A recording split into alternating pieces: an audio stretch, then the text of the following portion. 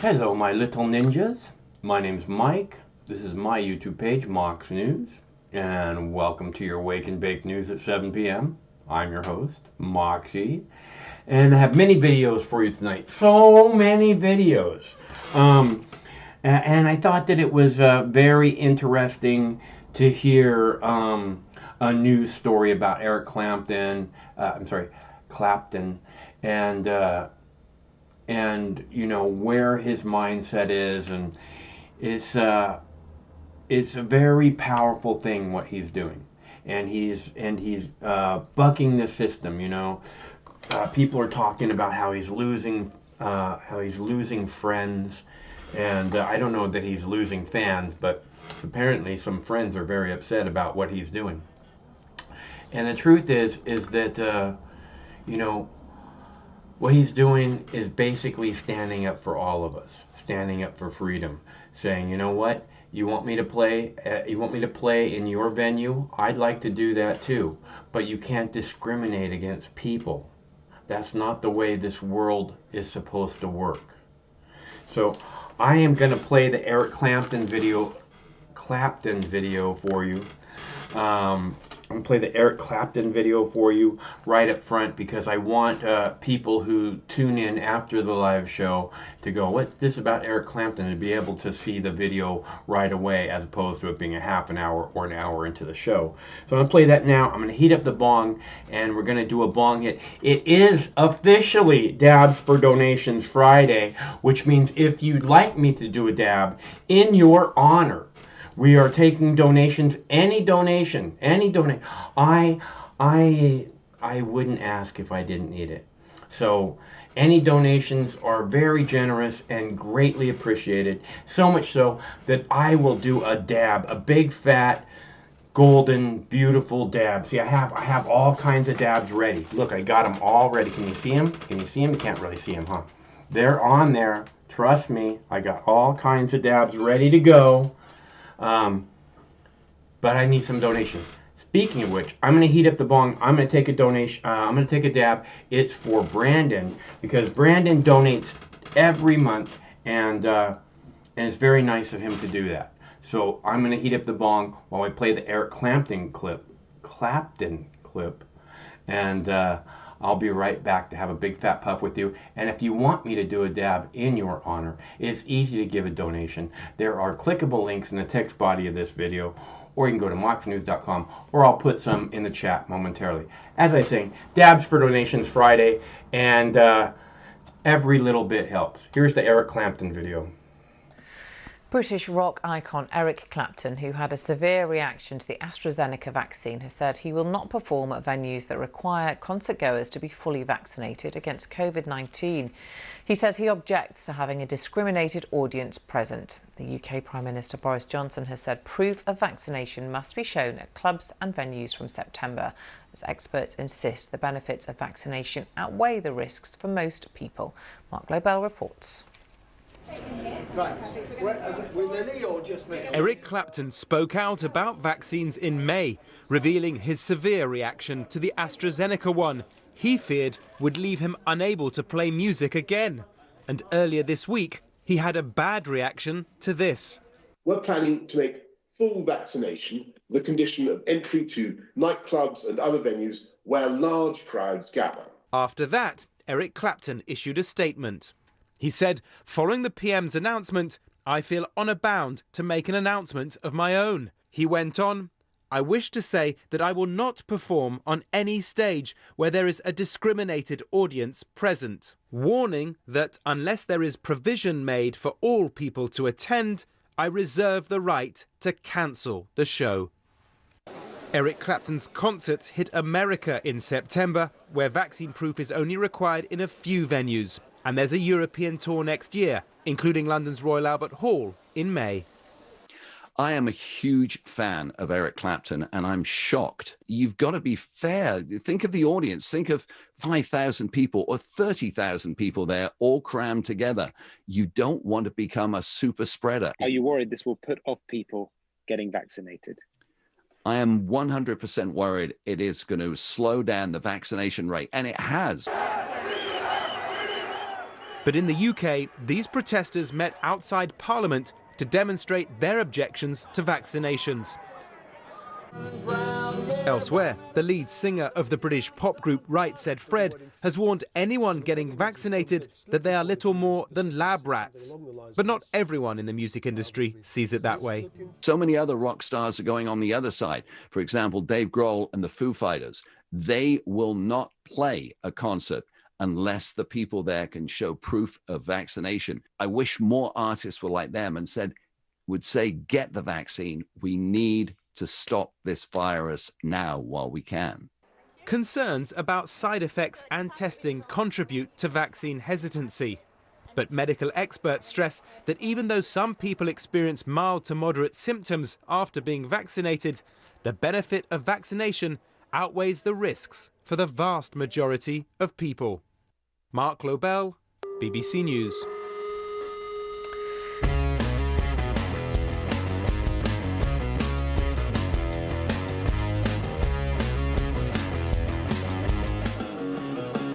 Okay, so let me tell you a little something about Dave Grohl, alright? Dave Grohl is a conformist fucking bitch boy who would be absolutely nothing. He'd be a nothing little fucking worm out on the street if it wasn't for Kurt Cobain, okay? And I've seen him run away from fucking journalists who are asking him about Kurt Cobain's death.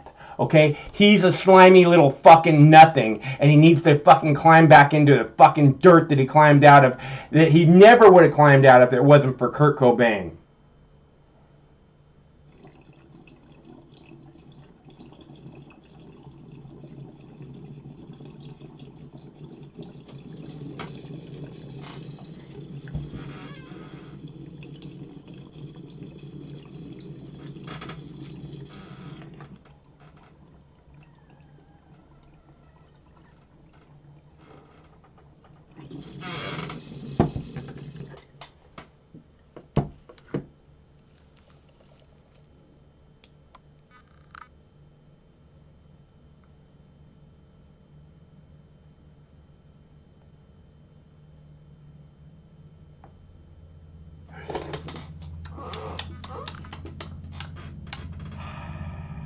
I'm feeling much better now.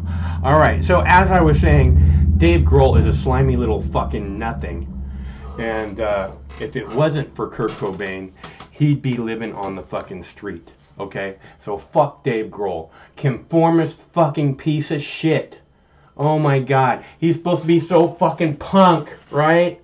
He's supposed to be so fucking punk. He's a conformist little bitch boy. That's who Dave Grohl is. So we understand each other. And I'm not saying anybody who gets the fucking vaccine is a conformist little bitch boy. I'm saying that Dave Grohl is, because he's saying everybody's got to be vaccinated or I'm not going to play for them. Fuck you, bitch. You wouldn't be playing for anybody if it wasn't for Kurt Cobain. Okay? And that's the facts, Jack. So, oh yeah, no, you can't come to my concert unless you're fully vaccinated. Fuck you. Everybody should say, fuck you, Dave Grohl. Okay? I will never come to one of your concerts again. Okay? Fucking Eric Clapton is stepping up and saying, hey, I'm fighting for everybody. Okay? Dave Grohl is saying, I'm fighting for people that, you know, I want to fight for. People who are doing the right thing. You know? And it's going to get worse. This whole blame game of the unvaccinated. And that's why the Eric Clapton clip is so important. Okay? Because Eric Clapton is not, well, what we're going to see more and more and more of is that the problem is the unvaccinated people. The only reason that you have to wear a mask right now, as I told you a couple weeks ago when they started talking about reinstituting the mask mandate in Los Angeles County, I said, in the middle of July, 100-degree heat, they're going to make people put masks back on? Why would they do this? Vaccinated, fully vaccinated people have to wear a mask in July in 100-degree heat in Los Angeles County. Oh, by the way, I have a clip of a sheriff who's saying that they will not enforce that mask mandate. So why would they do that to people, especially fully vaccinated people, right? They're supposed to be safe.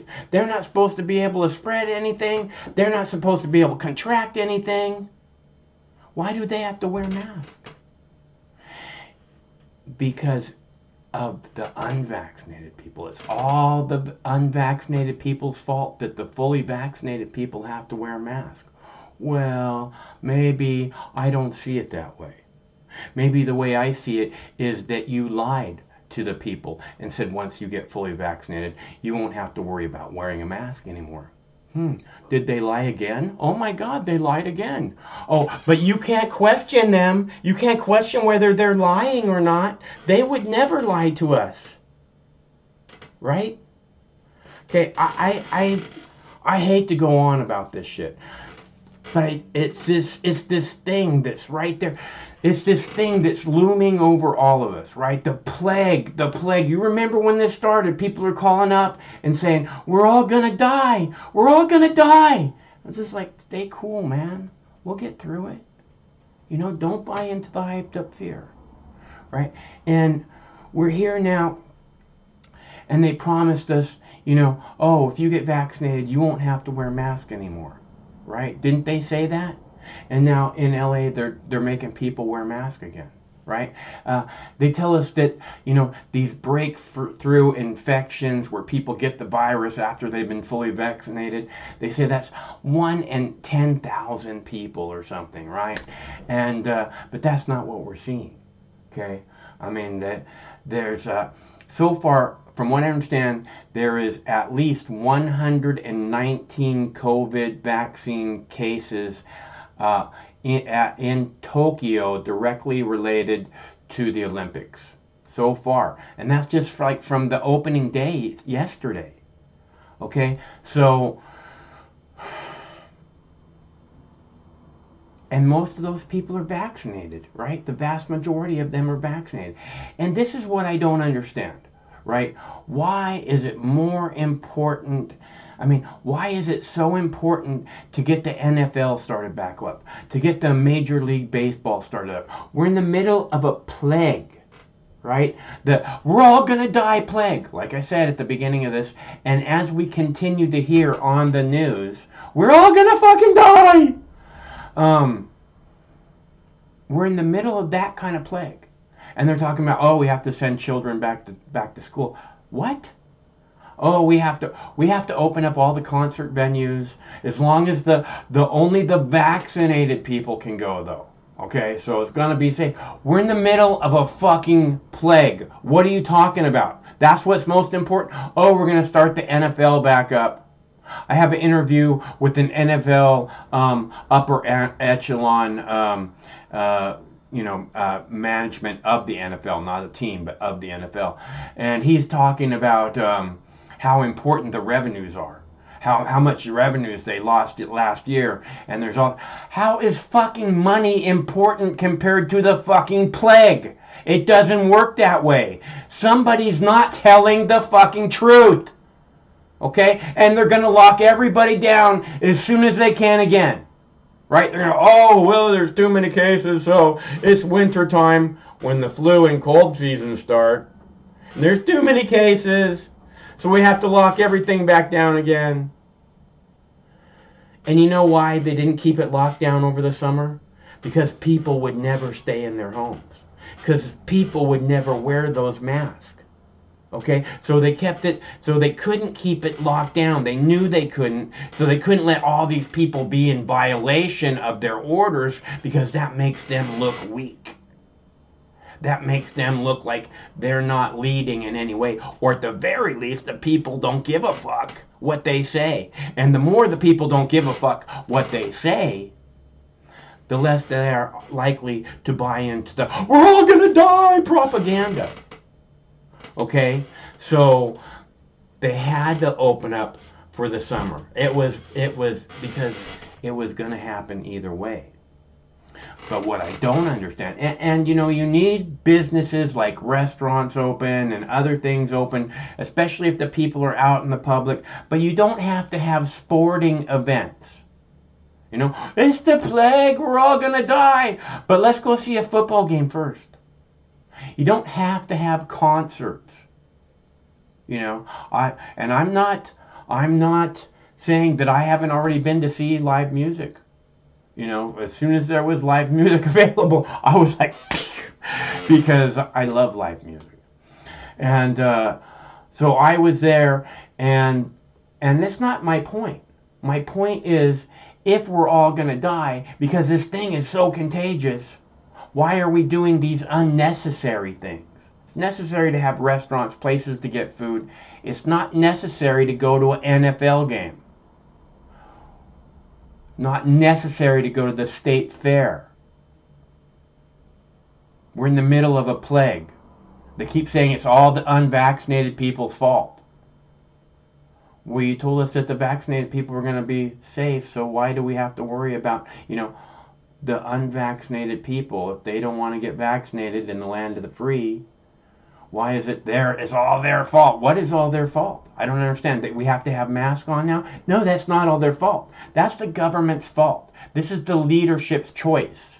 Okay? And we're being very badly misled and that's putting it generously. So, but I've been saying all along, don't buy into the hyped up fear. Don't buy into the we're all gonna die, and lie, and murder hornets and terrorists and plague. Oh my, right? That's the title of one of our live shows, by the way, in case you're new. So the point being is that it doesn't make sense. It doesn't add up. 1 minute it's all, oh, you have to stay locked down in your house, and if you go anywhere outside, you better stay 6 feet at least away from people, even though there's never been a documented case of someone contracting COVID-19 outdoors, according to Dr. Sanjay Gupta of CNN. Never been a documented case of COVID transmission outdoors, okay? And we saw all last summer giant protests, the summer of love where they took over the park and everybody just camping out and having fun, right? It wasn't an issue. There wasn't like, oh, this is the big super spreader event, which they would have loved to do. They would have said, all these people were so stupid. But now they want us, now it's okay to go to concerts. We had to hide. We had to hide last year. All last year. Now all of a sudden, it's summer, and it's okay to go to concerts. Indoor venues. It's okay to go to NFL football games. It's okay to go to Major League Baseball games. All these big time gatherings. The Olympics. Sports are so important. More important than the plague. Does that make sense to anybody? Sports are more important than the plague. This is just what I see happening. I could be wrong. If you'd like to tell me how wrong I am, the telephone number is right there on the screen. And I know that sports means a lot to a lot of people. I don't get it. I've never understood hurting someone so that you can win a game, which is the way NFL was when I was growing up. It was always like, and it wasn't just NFL. It was high school. It was college. All that mattered was winning, even if you have to hurt the other time. And I don't, that doesn't click in my brain. I don't get that. It doesn't seem like genuinely what sports should be about. It's not what we're taught when we're little. We're taught sportsmanship and all this shit. That's not what it's about. It wasn't, when I was growing up, it wasn't about that. It was about hurting, doing what was necessary. And we see this, who's this guy who won all the fucking Super Bowls now? Peyton Manning, is that what his name is? I don't know. But, that team cheated and won. They should have been suspended for a year. They should have had their fucking title taken away. They cheated. Everybody knows it, and nothing was done. Just like the FBI creating fucking terrorist attacks. Okay? Nothing's done about it. And if you don't do something about it, like I keep saying about Congress, if we don't make examples of these people, then there's no reason for them to change. No reason for them to change, and no reason for the people who come after them to do anything different. So, all I'm saying is, I don't understand. I don't understand. We're in this middle of this plague where we get this information constantly that we're all going to die. We're all going to die. You better put your mask back on. Don't breathe on me. Stand, that you're within the 6-foot radius, mister. Just back the fuck up. Right? This is the planet we're living in. But oh, well, NFL takes priority over that. They say, oh, well, you know what? The vaccine, the benefits of the vaccine far outweigh the whatever negative things might come from it, right? And I can think is, so what about the benefits of a football game becoming a super spreader event? Do the benefits of the football game far outweigh the super spreader event that infects all these people with the new Delta virus? Ooh, the Delta virus. The new Delta virus that we don't know if the vaccines are effective against or not. Let's just let's cut that down to we don't know if the vaccines are effective or not. Okay? I don't know. They keep talking. I have a video here where they're talking about breakthrough cases. And the expert in this video, a CNN video, who's very pro-vaccine, says the CDC needs to tell us about these breakthrough cases. Is it 1 in 1,000? Is it 1 in 100? Is it 1 in 10? And I think she said, is it 50-50? And this is a big-time official who's very pro-vaccine. This is where we're at. But if anybody questions anything, and I just don't understand how a football game takes priority over the plague. Okay? I don't understand. Does anybody understand how a football game takes priority over we're all going to die? I can understand people are going out. It's summertime. They're moving around. They're making things happen. We need restaurants open. People need to be able to, go places. I don't think a football game is that kind of priority. I might be wrong. Again, I don't get sports, so that might be why I feel that way. I know sports mean a lot of people to a lot of people. I don't understand why. It seems like they should have much more important things in their lives. But what I've seen is, for many, many people, the priority when the football game is on is the football game. So, again, I don't get it, but I see it happening, but I don't get it. So, and it's not that it needs to make sense to me or that I need to get the sports thing. What I don't get is how the sports thing is more important. Like they're saying, well, the benefits of the vaccine far outweigh any negative side effects that the general people are experiencing, right? Is that the way it is with the football game? The football benefits of the football game far outweigh the possibility of contracting and spreading the plague. Does that make sense? The benefits of a football game far outweigh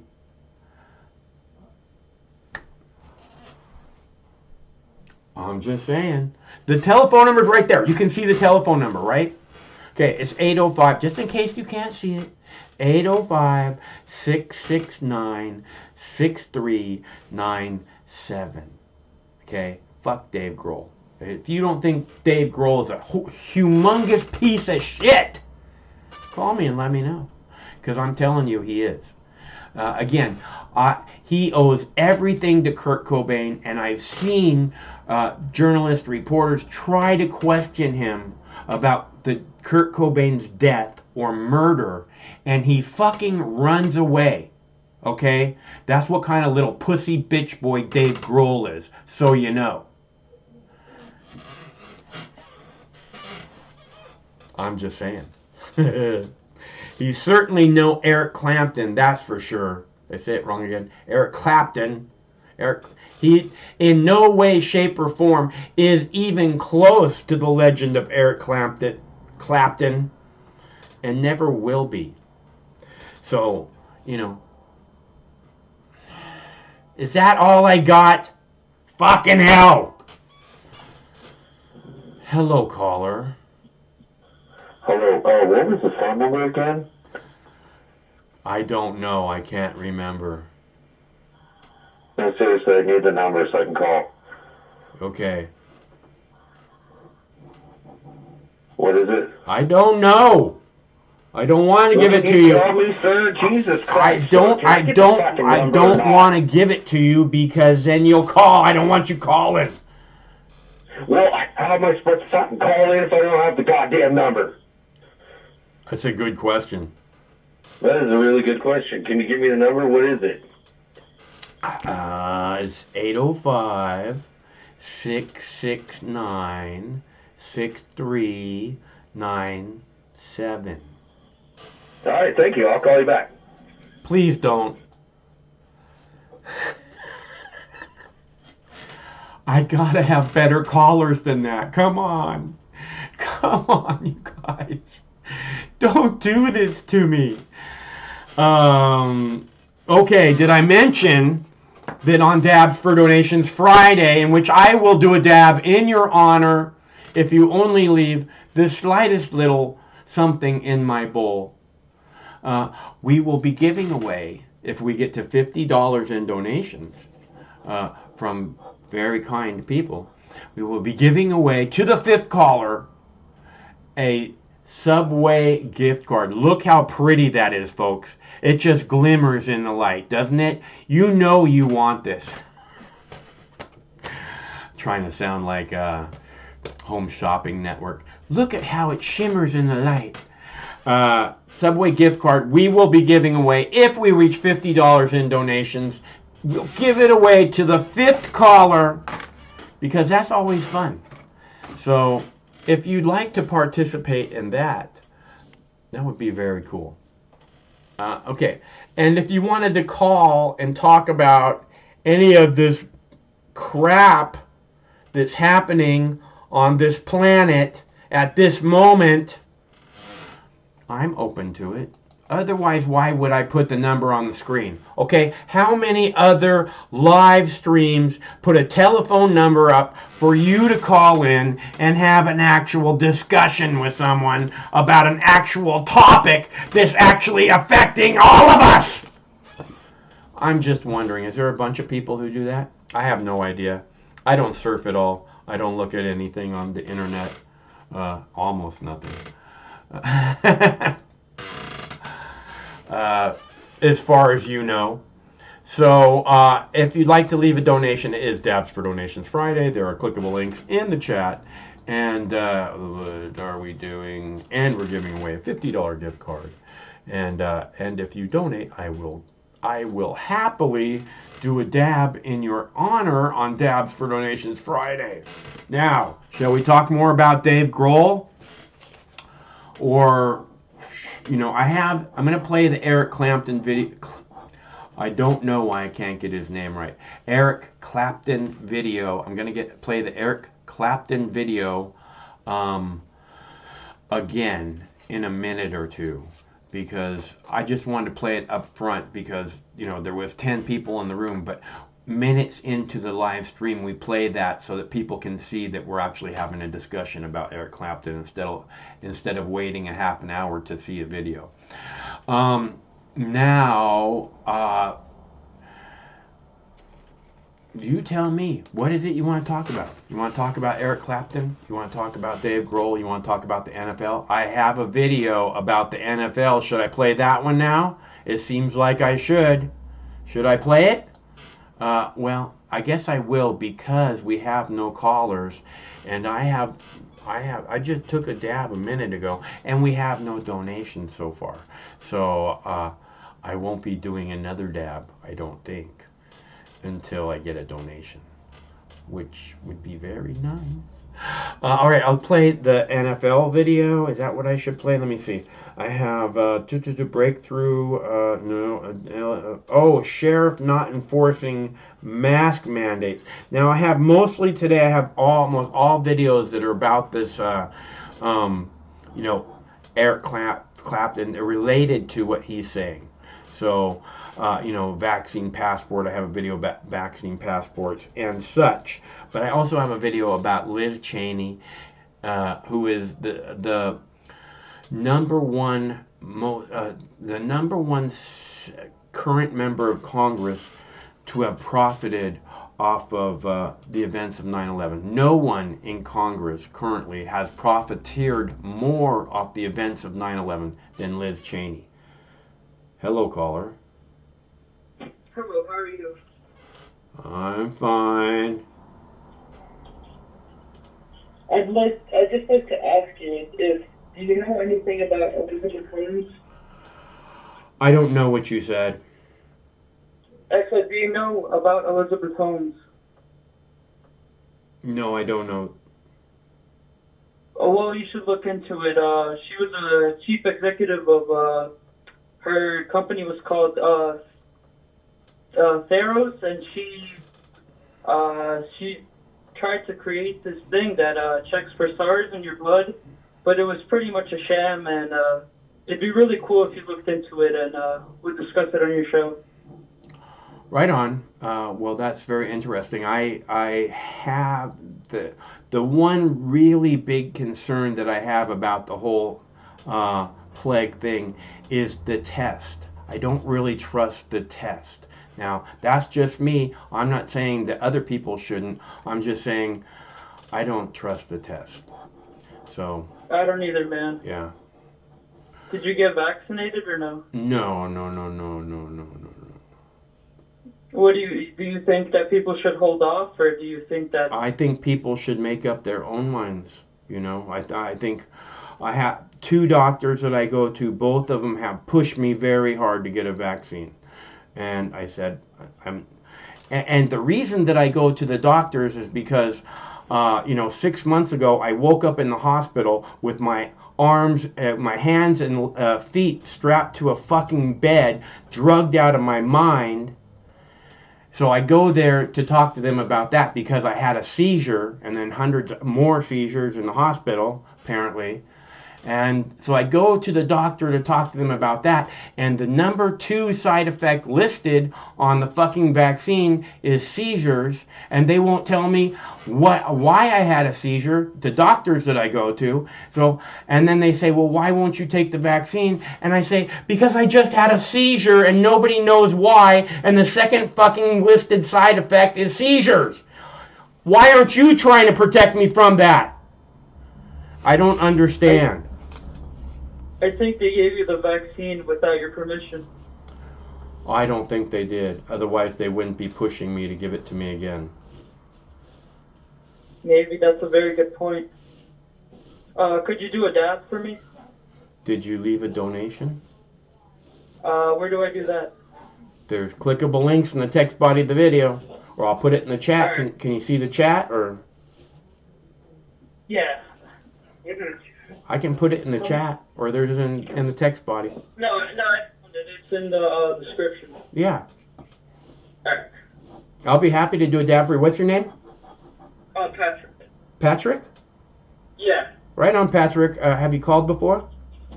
No, this is my first time. Well, I appreciate you calling. How did you find the stream? Somebody linked you in a message board. Sweet. And I thought you were so good. Right on. Well, I'm glad you called. Did you want to talk about something else? No, I just wanted to say hi, and I'm just a fan. That's all. Well, and I wanted you to do a dab for me. That's pretty much it. Okay, well, I will be happy to do a dab for. It's Dabs for Donations Friday, so I can't break the rules. I don't make the rules. Right, gotcha. Yeah. Gotcha. So, anyways, I'll drop a. okay. I'll drop a 20. Hey, well, that's really super generous of you, dude, and I super appreciate it. So you know. All right. Right on. I think. Rock on, bro. Keep Okay. fighting the good fight. I'm doing it, and I hope that you'll join us again soon and help us keep that fight up. You know, because it's really about a conversation, and I'm glad that you helped us. You know, tonight. Right. All right. All right. Thank you. Talk to you soon, I hope. All right. Bye. See ya. Have a good weekend. All right. So let's see. I think Craig has another call. You have another caller? Let's see. I was just gonna play a video. Anybody remember what video I was gonna play? I was gonna play the NFL one, the Liz Cheney one, police reforms one, vaccine passports. We're gonna have to talk about vaccine passports. You know, let's see. 6 months ago, 7 months ago. No, wait. About 4 months ago, I started talking about vaccine passports. Maybe 5 months ago, and they're headed this way quickly. This is the whole thing about the unvaccinated people. It's all their fault. What's up, G? What's going on? I am doing this thing that I do. What is going on with you?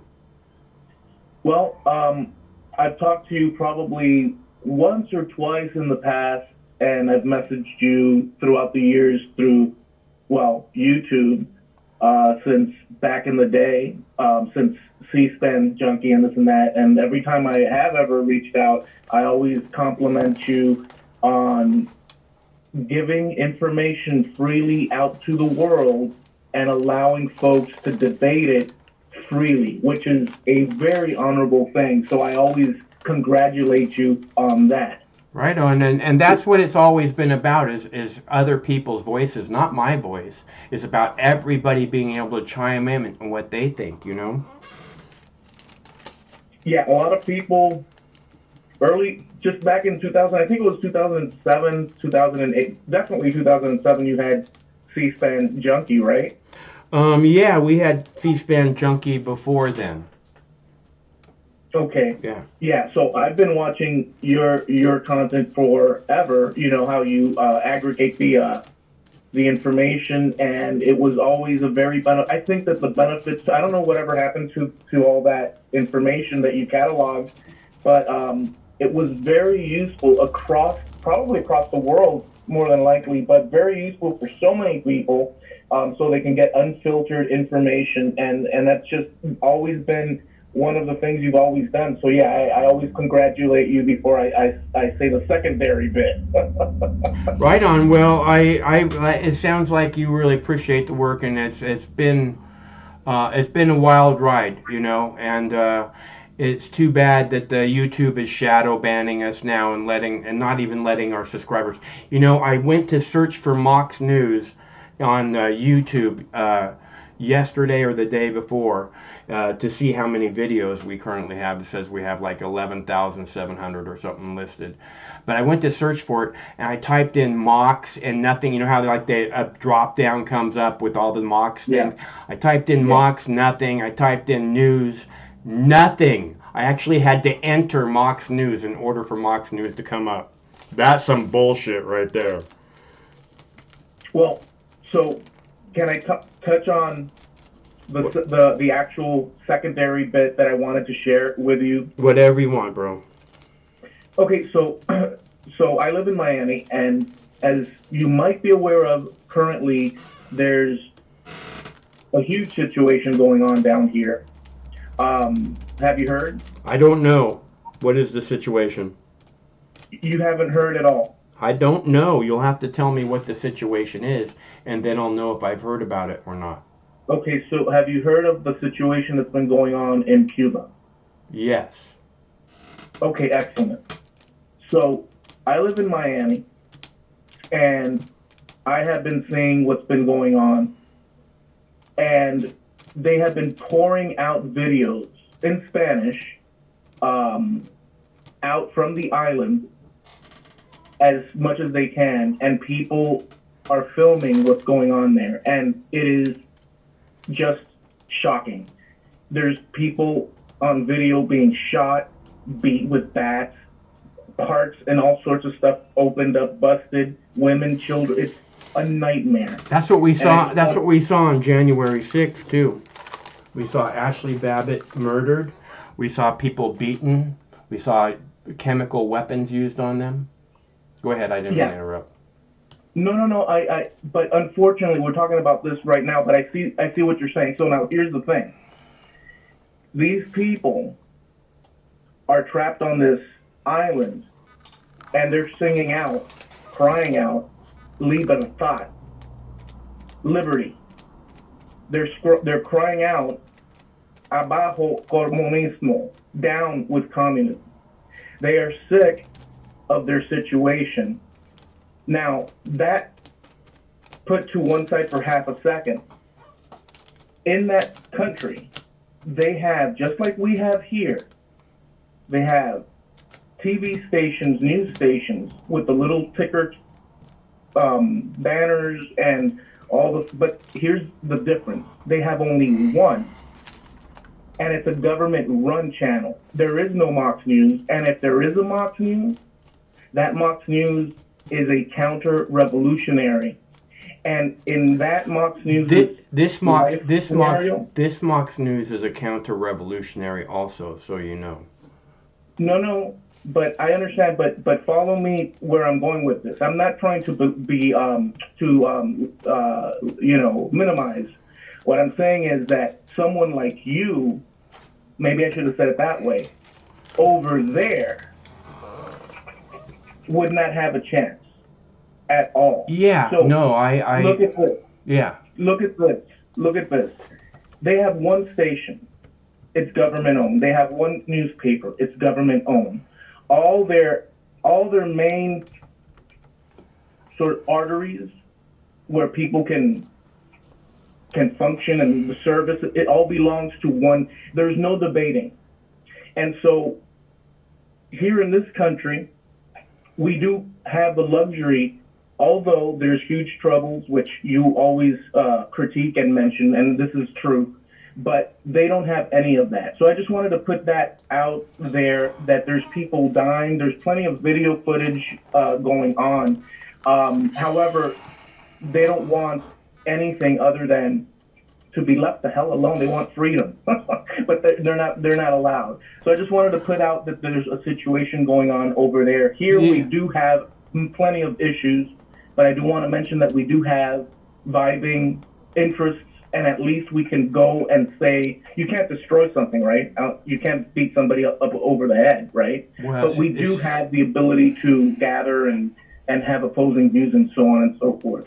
So I just wanted to share that. As long as it's not opposing to Dr. Fauci.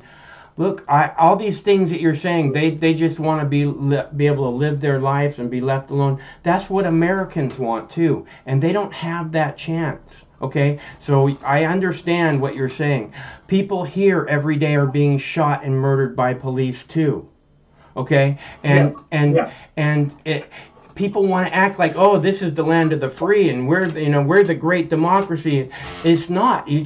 I keep hearing about the protesters being brutalized there, and all I can think is the protesters here are brutalized, and the journalists act like, oh, we're such bleeding hearts for the protesters in Cuba, and nobody does that for the protesters here.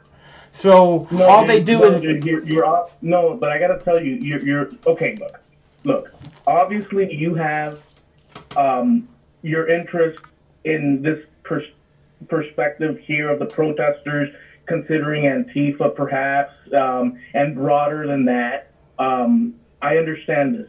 People are upset with that group here in the United States because of, well, many reasons, right? You have people that for many reasons, but a large chunk, I would suspect, aren't happy that businesses privately owned were destroyed and so on and so forth. That doesn't cater to having more friends. It divides people. Now, some things you have to stand up for, but the destruction of other people's stuff, particularly if they're just like not rich people. You can't paint all the protesters that way.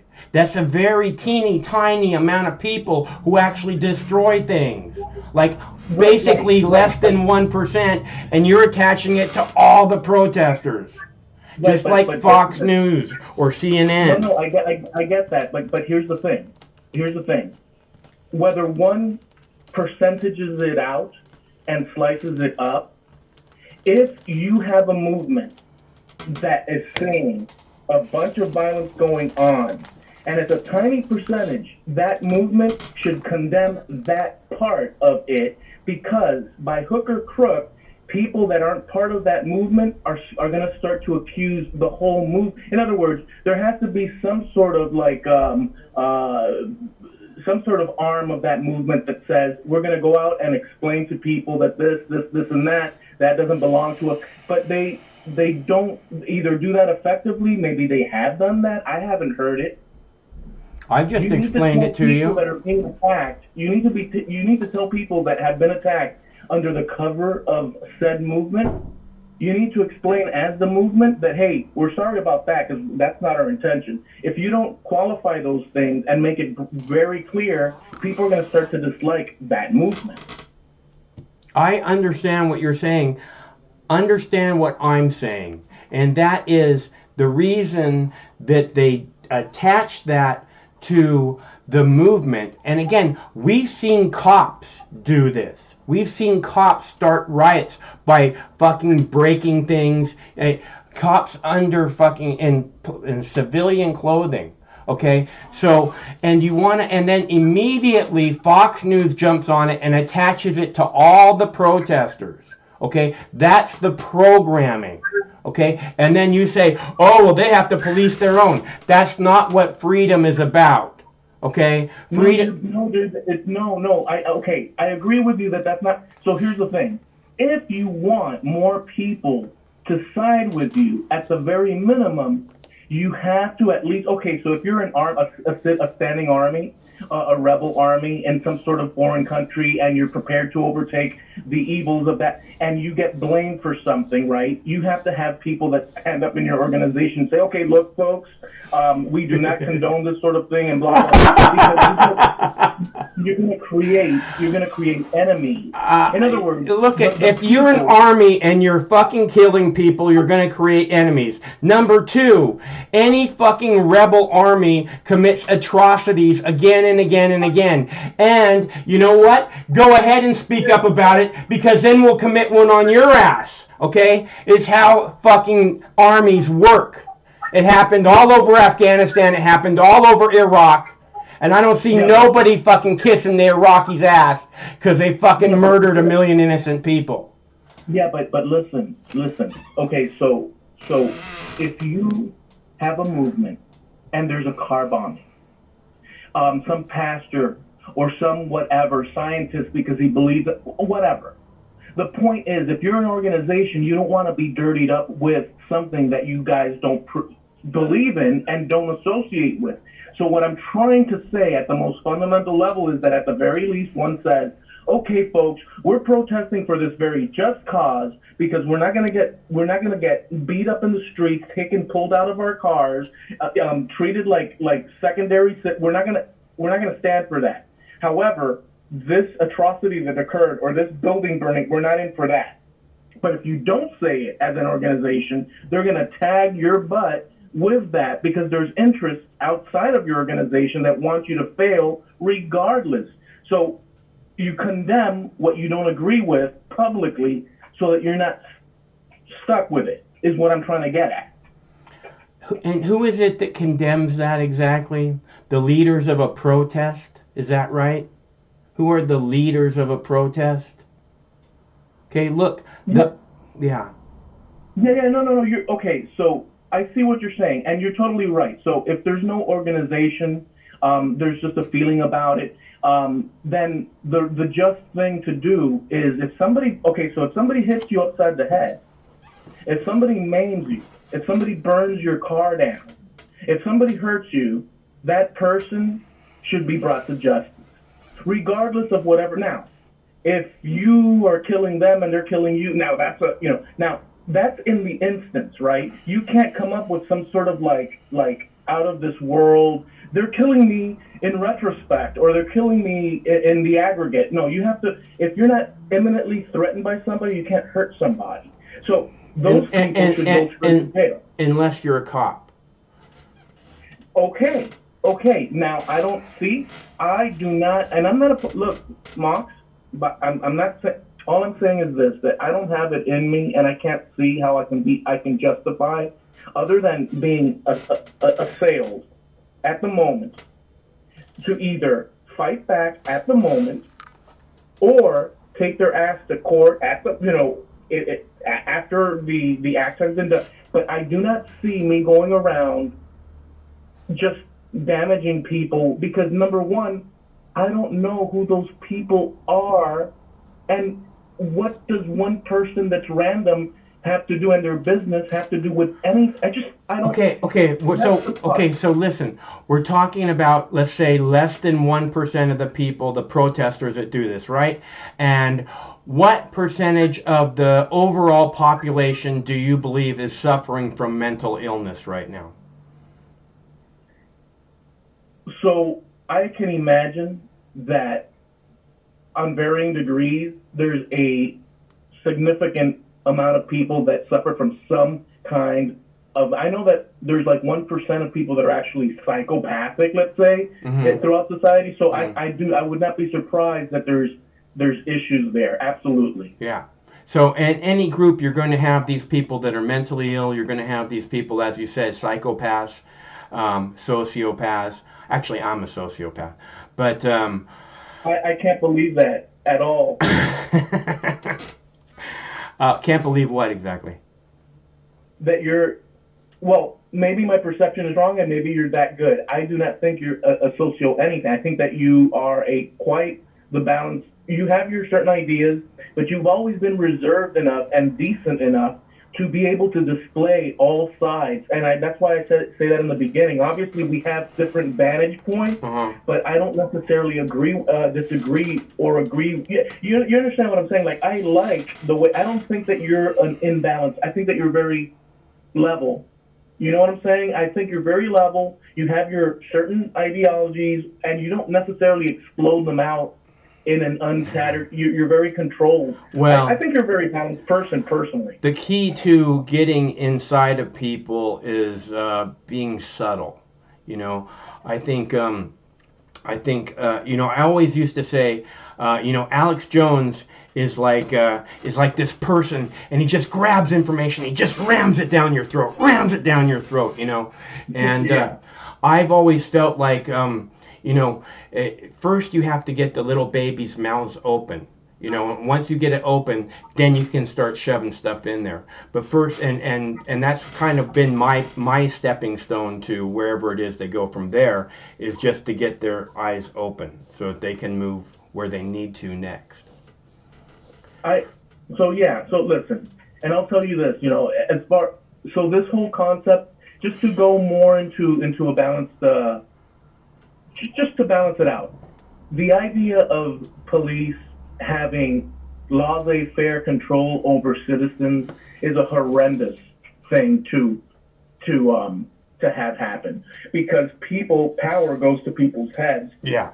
And you can really beat down on a person.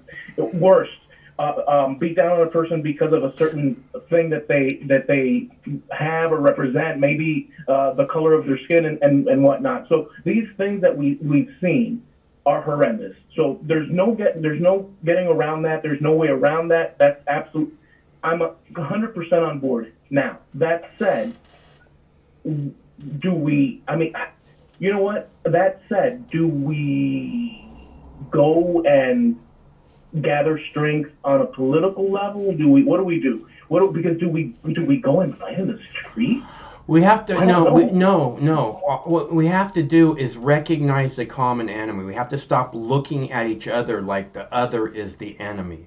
There is one common enemy. It is not Russia. It is not China. It is not Iran. It is the people in Washington, D.C. and their ever-expanding, over-intrusive, comply-or-die police state. Okay? That's the only threat to our freedom. Not Russia, not China, not Iran. No way, shape, or form. Okay, it's our government, and they proved it again and again. So what we have to do is recognize the common enemy as opposed to looking at each other like the other is the enemy. And then once we can come together saying these people are a serious problem, all we have to do, we don't have to go into the streets. All we have to do is sit down. We don't go to work. We don't fucking buy shit. Okay, nothing. We don't buy nothing off of Amazon. Okay, we don't buy nothing off of Amazon for 7 days, and we screw up the entire world schedule. Okay, somebody's going to start listening to us. Okay, so I can see that the government has interest in its citizens. I don't want to say fold, but live in a sort of hazy back and forth among themselves, like you've just described. So I can totally see that. And what's their benefit? Well, to keep us like cattle. I can totally see that as a broad sort of a broad idea that they follow. I can see that. However, so I won't go into I'll leave it at that. I can see that. So I don't disagree with that in a broad sense. I don't know that there's, I don't know, because I'm not privy to it, but I don't know that there's a person sitting behind with a bald head and, I don't know why I said bald head, but you can imagine some sort of bad, evil, nemesis. I think that they just want to keep it all for themselves and want the cattle to roam around a nice fenced-in farm. So I can see that. Yeah, well, I mean, that's basically how they see us. I keep hearing this term herd immunity, right? And I am personally offended by the term herd being used on humans to start with, and secondly, I've never been part of the herd my entire life, so I don't know why on earth they would expect me to want to be part now. Yeah. Well, hey, look.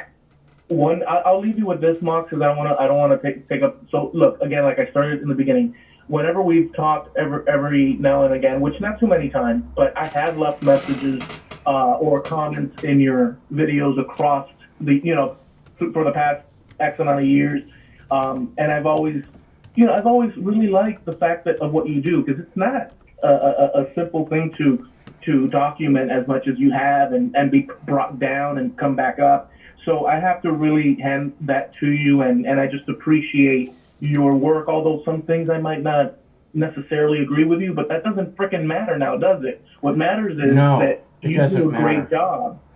So my hat's off to you, dude, and I wish you the best and good luck, and have a good weekend too, okay? Right on. Thanks very much for calling. I look forward to you calling again soon. Thank you for everything, Mox. Bye-bye. Bye.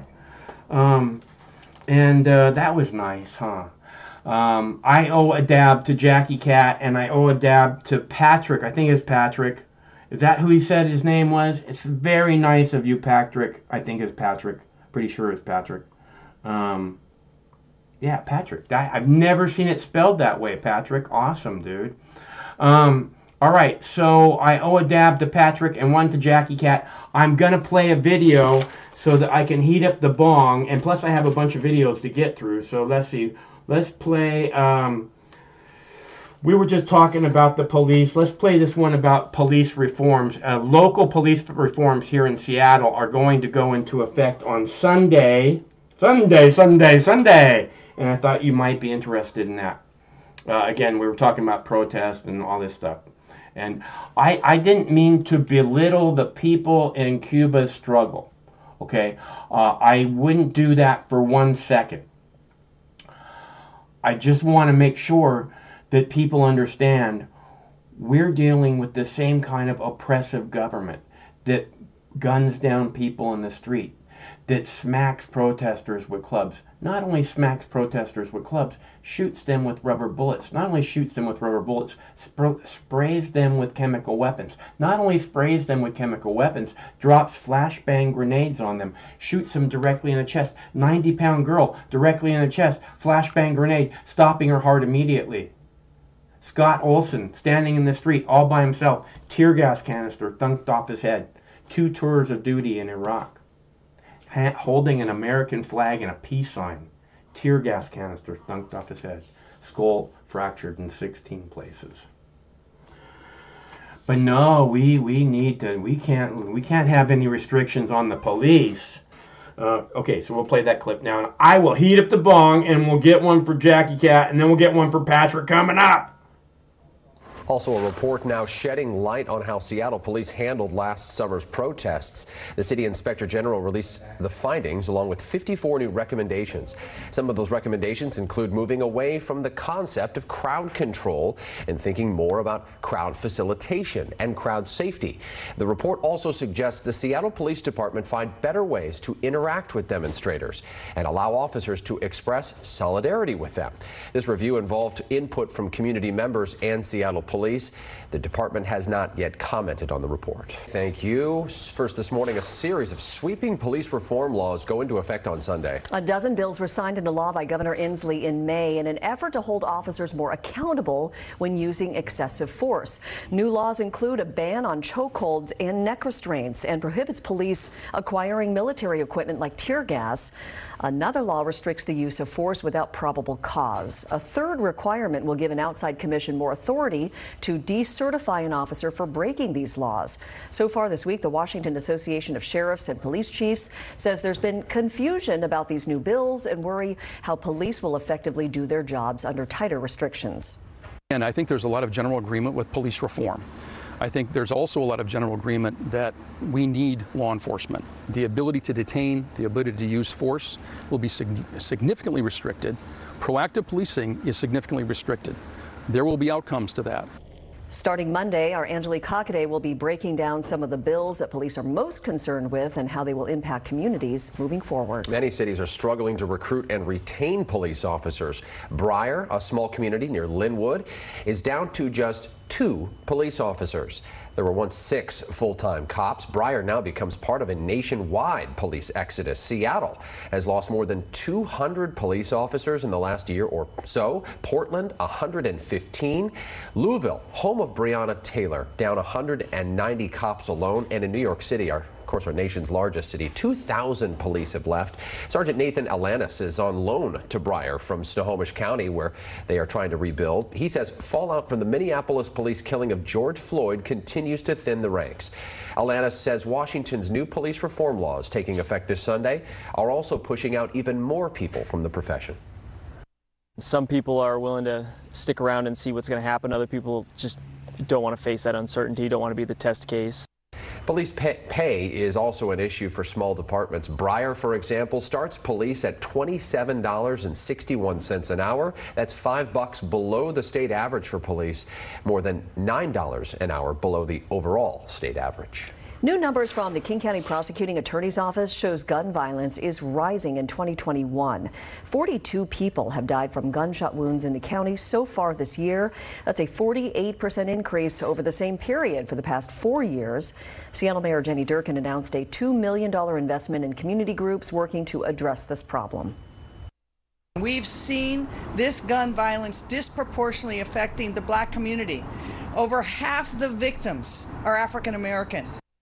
The city plans to distribute an additional $10.5 million for community organizations that tackle the issue within BIPOC communities.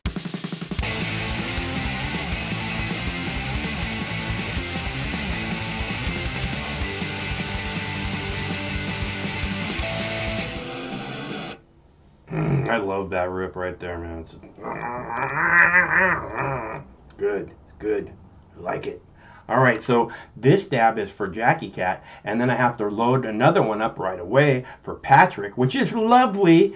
And by the way, we are at the $30 mark because of Jackie Cat's generous donation and Patrick's generous donation. If we get $20 more in donation, we will give away the lovely Subway gift card to the 5th caller, because that's always fun. And you know you want, look how it shimmers in the light. You know you want this. You know how good it would look in your wallet. 20 more bucks and we're going to give away the Subway gift card. This dab is for Jackie Cat, who donates every week. Thank you so much, Shug. Very, very generous and very, very nice of you.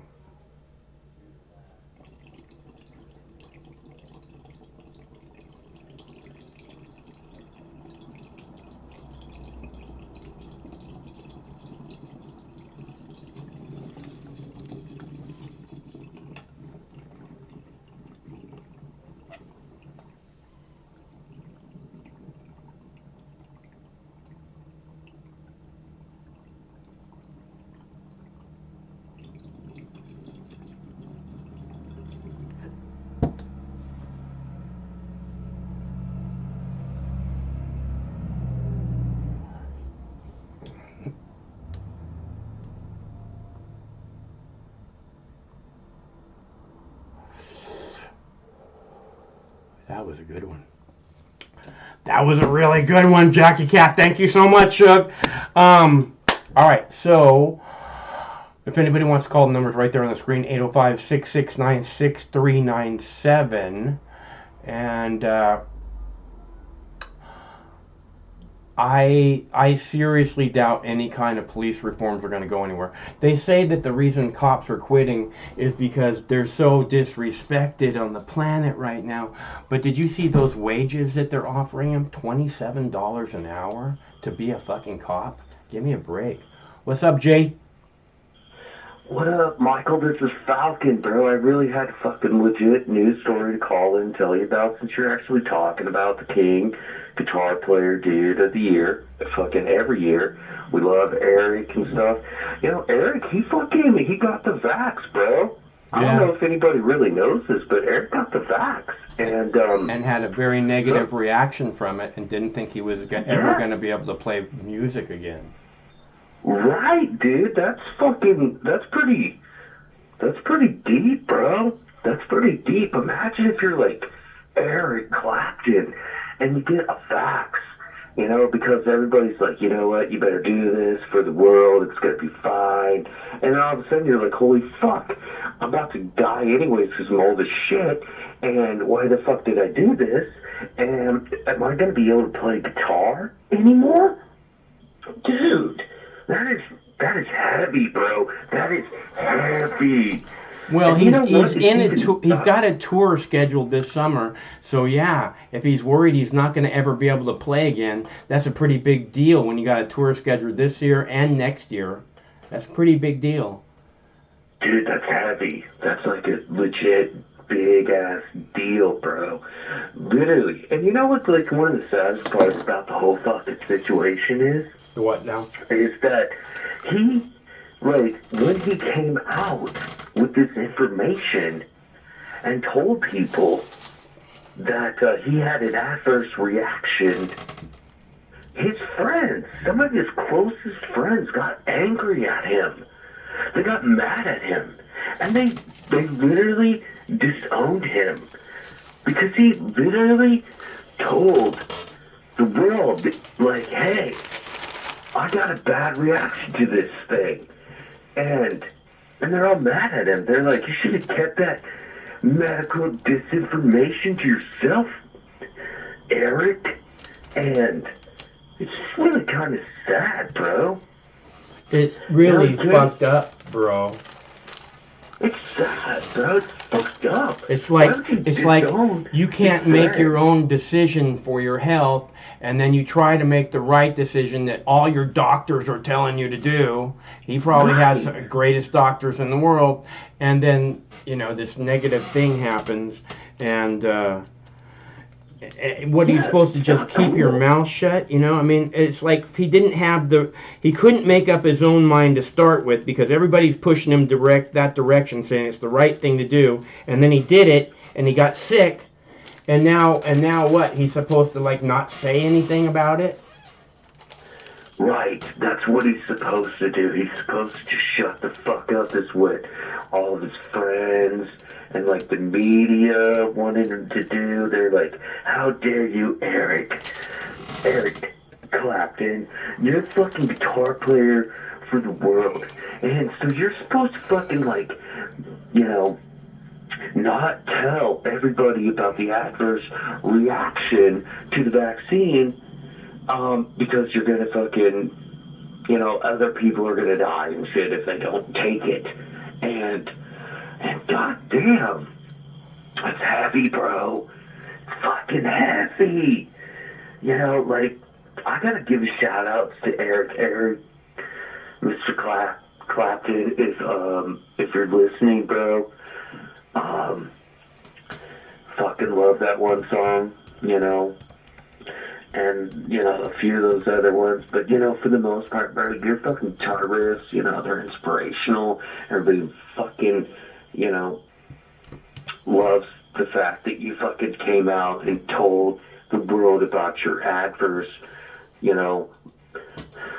reaction to the vax, dude. And we appreciate you, dude. That's fearless, bro. That's fucking heavy. Mox, dude.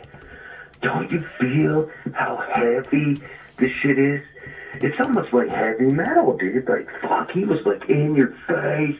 He's like, fuck. All right, I gotta go. I gotta do a bong hit. All right, I gotta go, dude. I'm gonna smoke some weed too, bro. All right. Holy shit. All right, good. All right, Bye. Love you. All right. Okay, so I now owe a bong hit to Patrick, and I owe one to Dave, and I'm going to do one for Patrick, and then I'm going to do one for Dave. And by the way, Dave put us within $10 of our $50 goal to give away the lovely Subway gift card. Don't you want to have lunch on Mox? We're $10 away from our goal of $50, and then we will give the lovely Subway gift card. Don't you love the way it shimmers in the light? We'll give it away to the 5th caller, which is always very exciting and very fun, and I love doing it. So we're only $10 away. Please help us make this happen. Okay? I don't make the rules, folks. I just do what they tell me.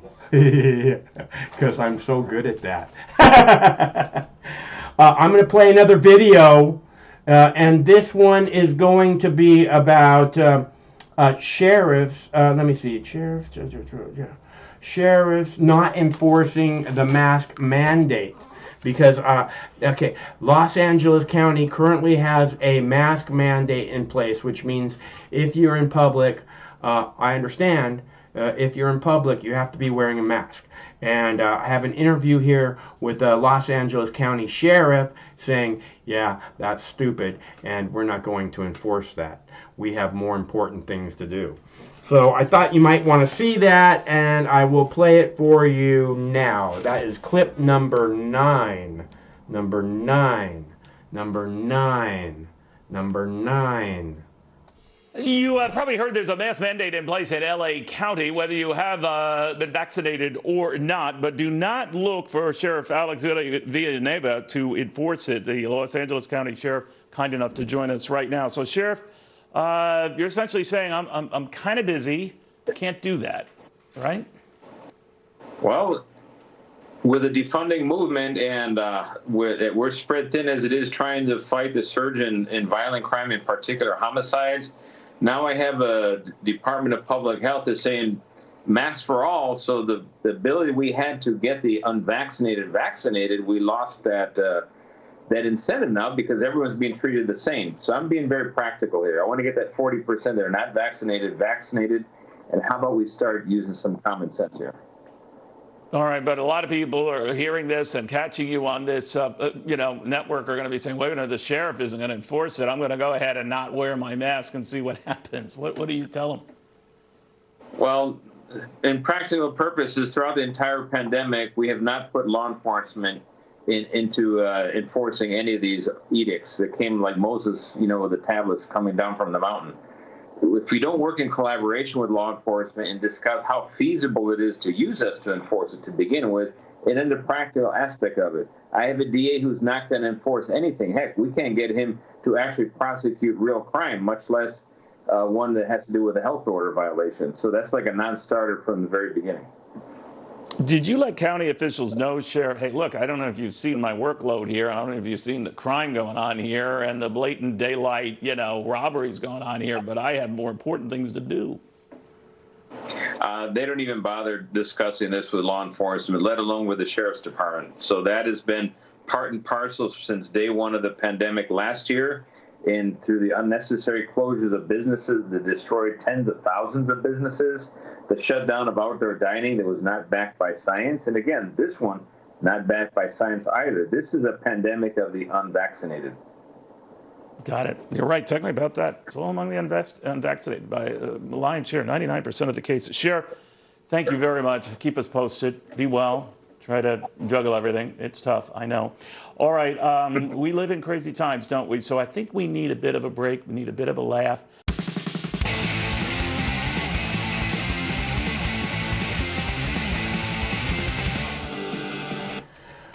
We do need a bit of a break and a bit of a laugh, don't you think? That's what Mox News is all about. I laugh every night. I didn't get the bong heated up. I got to get the bong heated up. I have another video here that's 3 minutes long. I'm going to play that. It's about vaccine passports. We have a caller on the line. I'm looking for donations. We're $10 away from giving away the Subway gift card. If anybody wants to give a donation, there's clickable links in the text body, the description box of the video, or there's some in the chat. I'll put more in a minute. That being said, and if we get $10 more in donations, we will give away the lovely, shimmery Subway gift card to the 5th caller. Okay, so I'm gonna play another video. This is about vaccine passports, and I'm gonna heat up the bong. And I owe Patrick a dab, and I owe Dave a dab, and I got a freaking caller. Hello, caller. Hello. Hi, can you hear me? Yes. Okay. So with regards to the anti-mask, I know it's controversial, but I'd like to say that the masks are working and the vaccines are working as well. So I'd just like to perhaps get your opinion on it. What's your take? Should we continue with enforcing the masks and these vaccine passports as well? My take is my body, my choice, and if you're trying to create a whole second-class citizenship, whites only, vaccinated only, then we're quickly headed that direction. Well, would you say in that case, do children have a right to express their opinion? Everyone has a right to express their opinion. So would that be the case? Can children oppose the vaccine? Let's say a 5-year-old, can he oppose the vaccine? Generally, whatever choices are made for a 5-year-old are made by the 5-year-old's parents. So, not very likely. If the parents don't want the 5-year-old to get the vaccine, I don't know why anyone would send their children back to school in the middle of a fucking plague. Okay? And I don't get it. It doesn't make the slightest bit of sense in my head. So if anybody can explain that to me, again, I don't have children, so maybe I'm missing out on something. I can actually explain that to you. I can explain that to you. Okay. Because since you asked, these children have to learn.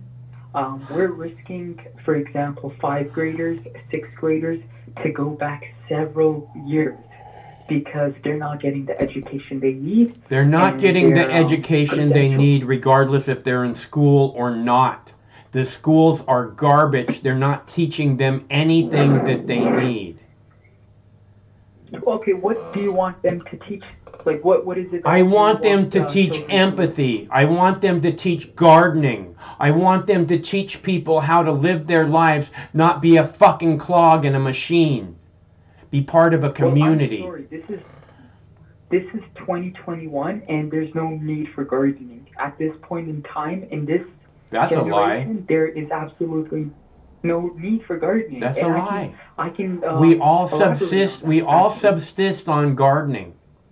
Okay, so there's absolute need for gardening. Regardless if the fucking garden is tended by robots almost entirely, there still needs to be a gardener there who can analyze if you're having a problem, who can make sure the plants are at the right stages they're supposed to be at. All these things. You Three need words some. for you. AI. AI. Yeah, I just said regardless if it's all done by robots. Okay, I just said that. And then I said you're still going to need a human there to judge whether or not the process, you're going to need a gardener, not just a human, you're going to need a gardener. And you know what? If everything goes tits up, if there's a EMP and there's no more fucking anything that works on fucking electricity, then you're damn well going to need to know how to garden, aren't you? Well, let's be realistic. Come on. You're not being realistic at all. Gardening is a fucking very important thing to humans. Okay? That's realistic. Okay, I'm letting you speak. If you can just let me speak for 1 second and share my opinion on this as well. When you're discussing electricity, there's no chance of us not having electricity anymore. At all. You don't know what the acronym for EMP is that right? Or what it means, EMP? It's for paramedics in hospitals. No. Then what is it? Can you elaborate? Electromagnetic pulse. It's a type of weapon in which they can make it so that all machinery that uses electricity no longer works. Electromagnetic pulse, something. So in that case, you're talking about artificial intelligence, right? No, I'm talking about everything that uses electricity to operate. It just fries it. It short circuits it. It no longer works. Electricity is man-made. It's continuous. You know that, right? Right. And the machines that you operate on electricity no longer work. Yes. Then what happens? If they're all broken, all the electricity in the world's not going to do you any fucking good if all the machines that run on it are broken. Is it? Well, are you not considering solar energy, solar panels? It doesn't matter how much electricity you have if all the machines that run on electricity are broken.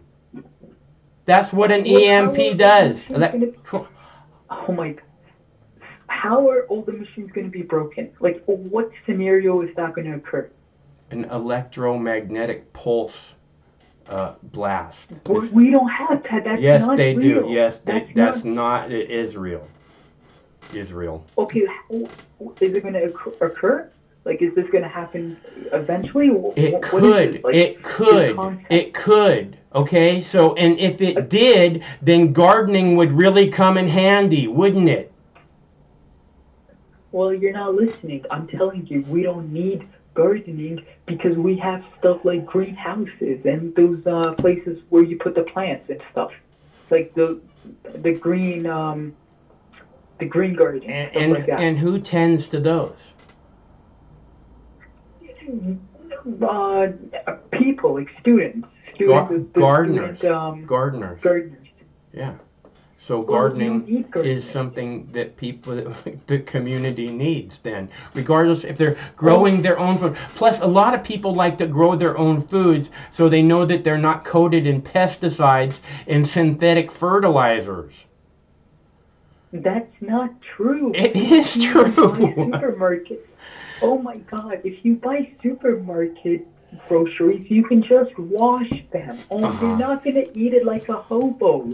I don't know how you eat your vegetables, but they're going to be washed.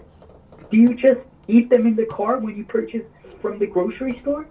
Just dig right into it in the car? I'm more of a ribs guy. Yeah, you see, go vegan. If you go vegan, we're not going to have a problem. Mm-hmm. And this is why us, as the younger generation, are frustrated with you old hobos, to be honest. Mm-hmm. And everybody watching, this audience right here, Mm-hmm. you guys are a bunch of old people that are ruining our stance as a younger generation. Because I'm getting quite frustrated with this hectic occasion. The what? Bullshit. Hectic occasion. It means scenario. Mm. Well, what I see is young people not doing anything about it either. I'm a young person and I do plenty. In what way? For example, at home, I wear a mask regardless with the family. If I go for dinner in the kitchen, stuff like that, I prevent the virus.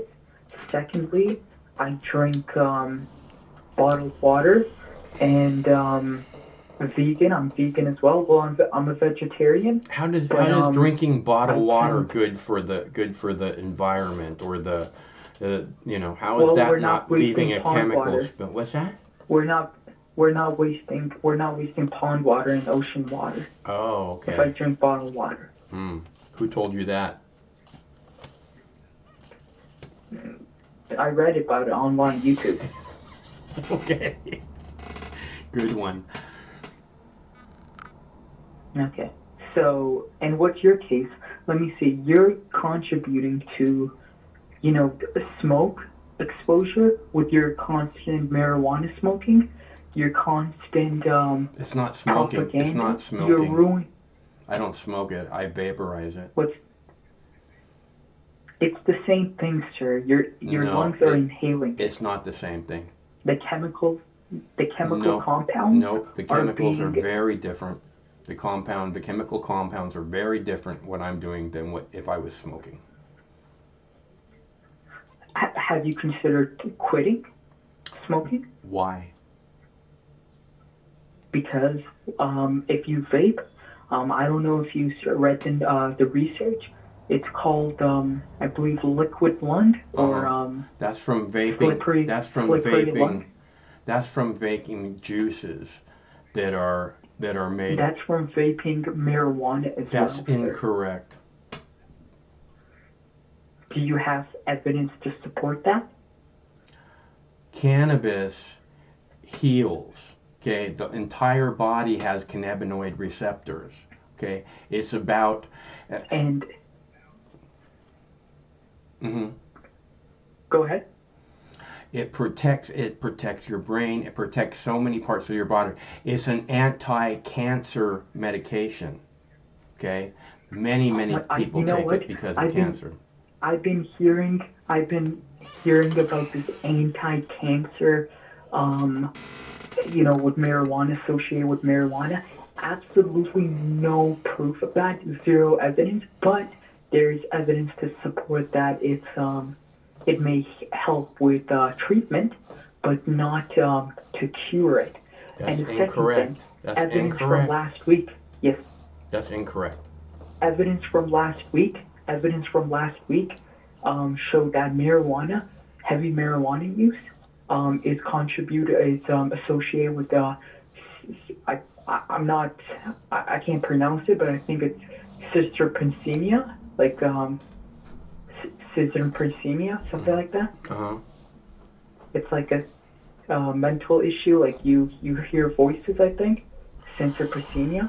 Yeah, well, it's been shown to have amazing results in brain issues like dementia and Alzheimer's. I have trouble pronouncing that word. So it's I don't know what it is you're talking about. I didn't see any discussion on that, but what I do know is that they've had amazing results with brain issues in cannabis. In fact, the majority of NFL players who are retired use cannabis because of its brain healing qualities. They have the concussion syndrome stuff, and there's a huge difference between the people who use it and the people who don't. So I don't know what it is you're talking about, but I do know that there's some good shit going on. Well, let's agree to agree, or I believe agree to disagree. Okay. Yeah. All right. Thank you. Yeah, thanks for calling. Yeah, bye. Bye. All right, so okay.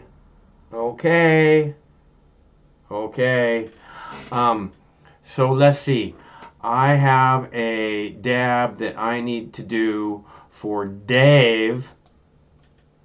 And we just need a $10 donation, and we will be giving away the Subway gift card on Dabs for Donations Friday. We always try and give away a gift card on Dabs for Donations Friday. We'll be giving it away to the 5th caller if we get one more $10 donation, making our goal of $50, and you could be the possible winner of this lovely Subway gift card. I know you want to have lunch on Mox.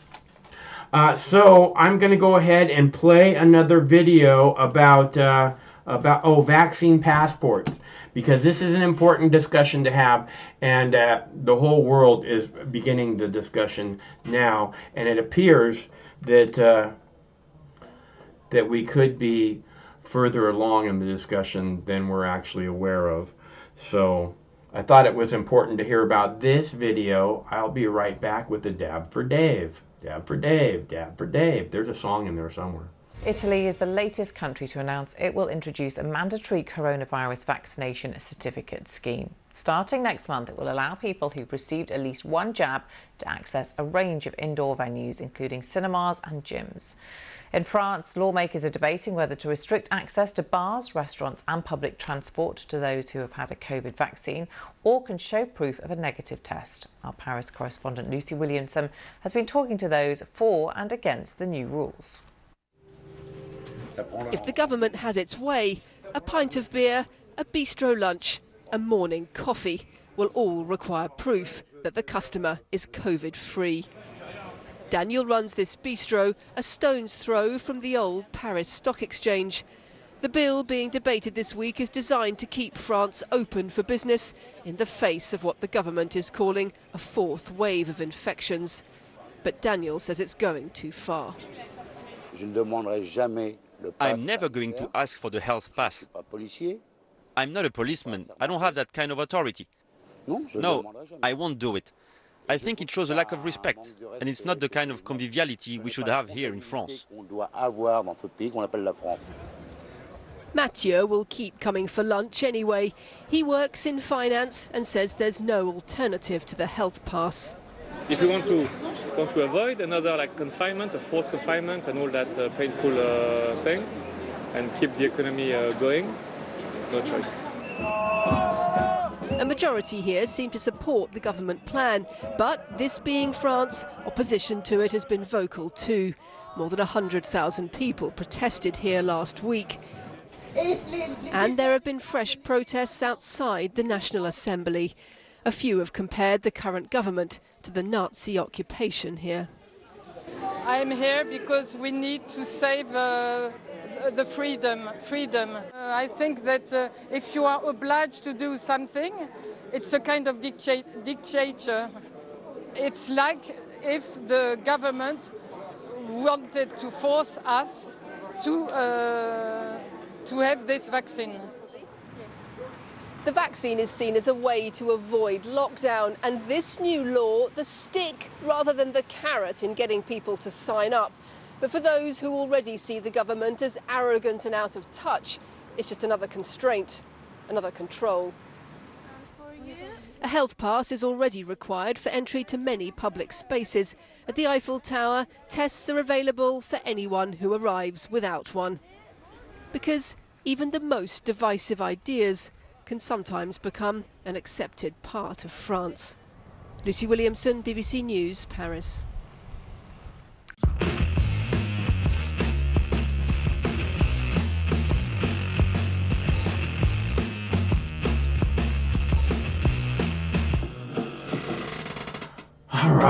let's see. I did a dab for Patrick, didn't I? I can't remember if I did a dab for Patrick or not. I think I did. I think I did. I think I did. I know Patrick really wanted me to do a dab for him. I think I did. Did I, Jackie Cat, did I do a dab for Patrick? I think I did. Anybody remember? All right, this one's for Dave, and if you'd like me to do a dab for you, all you have to do is give a donation. We're looking for a $10 donation, and then we're going to give away a Subway gift card.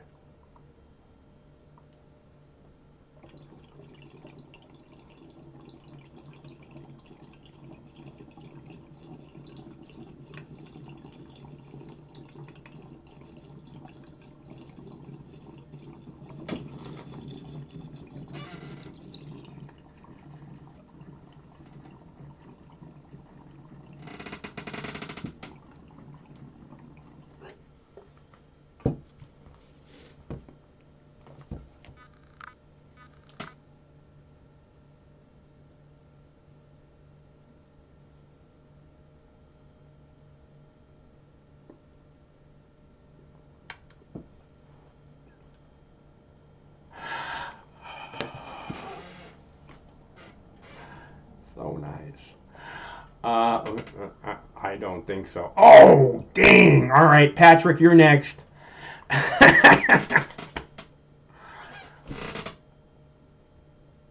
All right, so, and we need a $10 donation, and we'll give away the lovely Subway gift card to the 5th caller. Where'd it go? If it's still here somewhere. There it is. All right.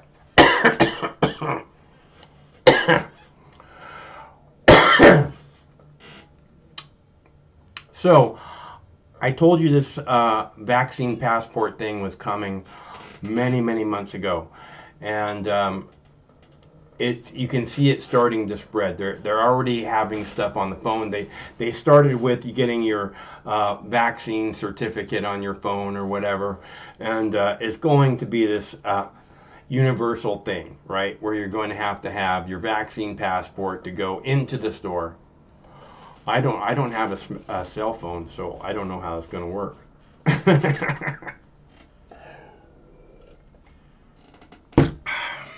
What about kids that don't have cell phones? How's that going to work?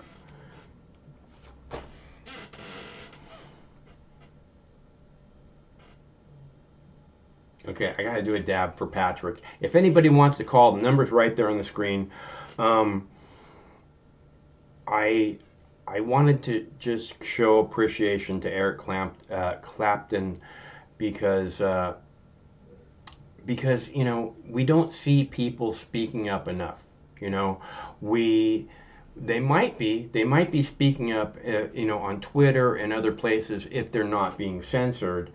But we don't see, you know, these people who have these loud microphones, you know, stepping up and being anything other than, you know, carrying the official story. You know, this is the official line, and we're here to reinforce that official line, right, Dave? Dave Grohl, right?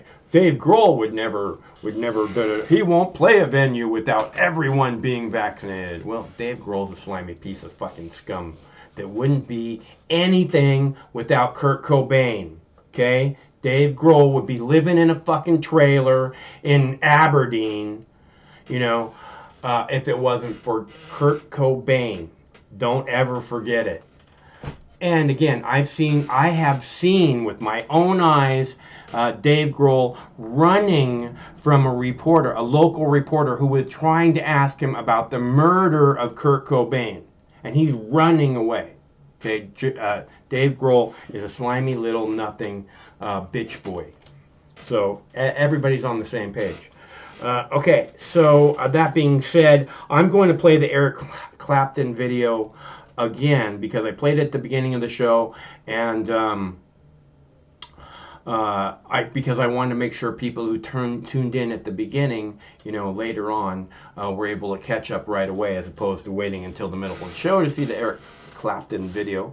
But I'm going to play it now so that, again, we understand what kind of position, you know, what a bold stance it is that Mr. Clapton is taking. British rock icon Eric Clapton, who had a severe reaction to the AstraZeneca vaccine, has said he will not perform at venues that require concert-goers to be fully vaccinated against COVID-19.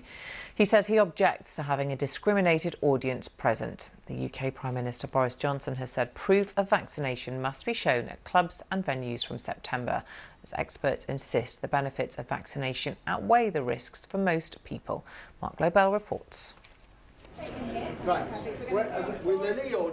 Eric Clapton spoke out about vaccines in May, revealing his severe reaction to the AstraZeneca one he feared would leave him unable to play music again. And earlier this week, he had a bad reaction to this. We're planning to make full vaccination the condition of entry to nightclubs and other venues where large crowds gather. After that, Eric Clapton issued a statement. He said, following the PM's announcement, I feel honour bound to make an announcement of my own. He went on, I wish to say that I will not perform on any stage where there is a discriminated audience present, warning that unless there is provision made for all people to attend, I reserve the right to cancel the show. Eric Clapton's concerts hit America in September, where vaccine proof is only required in a few venues. And there's a European tour next year, including London's Royal Albert Hall in May. I am a huge fan of Eric Clapton, and I'm shocked. You've got to be fair. Think of the audience. Think of 5,000 people or 30,000 people there all crammed together. You don't want to become a super spreader. Are you worried this will put off people getting vaccinated? I am 100% worried it is going to slow down the vaccination rate, and it has. But in the UK, these protesters met outside Parliament to demonstrate their objections to vaccinations. Elsewhere, the lead singer of the British pop group Right Said Fred has warned anyone getting vaccinated that they are little more than lab rats. But not everyone in the music industry sees it that way. So many other rock stars are going on the other side. For example, Dave Grohl and the Foo Fighters. They will not play a concert unless the people there can show proof of vaccination. I wish more artists were like them and would say, get the vaccine. We need to stop this virus now while we can. Concerns about side effects and testing contribute to vaccine hesitancy. But medical experts stress that even though some people experience mild to moderate symptoms after being vaccinated, the benefit of vaccination outweighs the risks for the vast majority of people. Mark Lobel, BBC News.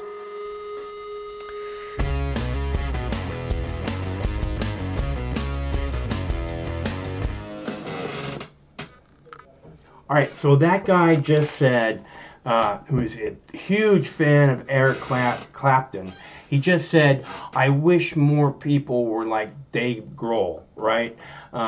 Instead of saying, you know, I wish more people were like Eric Clapton, myself, because then they're following their true self, as opposed to, you know, again, towing the company line, being a sellout, so that not caring, you know, I can't stand Dave Grohl, and I can't stand people who don't like freedom of thought, don't like freedom of expression, okay? Freedom of thought is the only way we get to where we need to be. Freedom of expression is the only way that we're going to have freedom of thought. If you can't say this is who I am, this is what we do, and this is what I think, then there's no hope of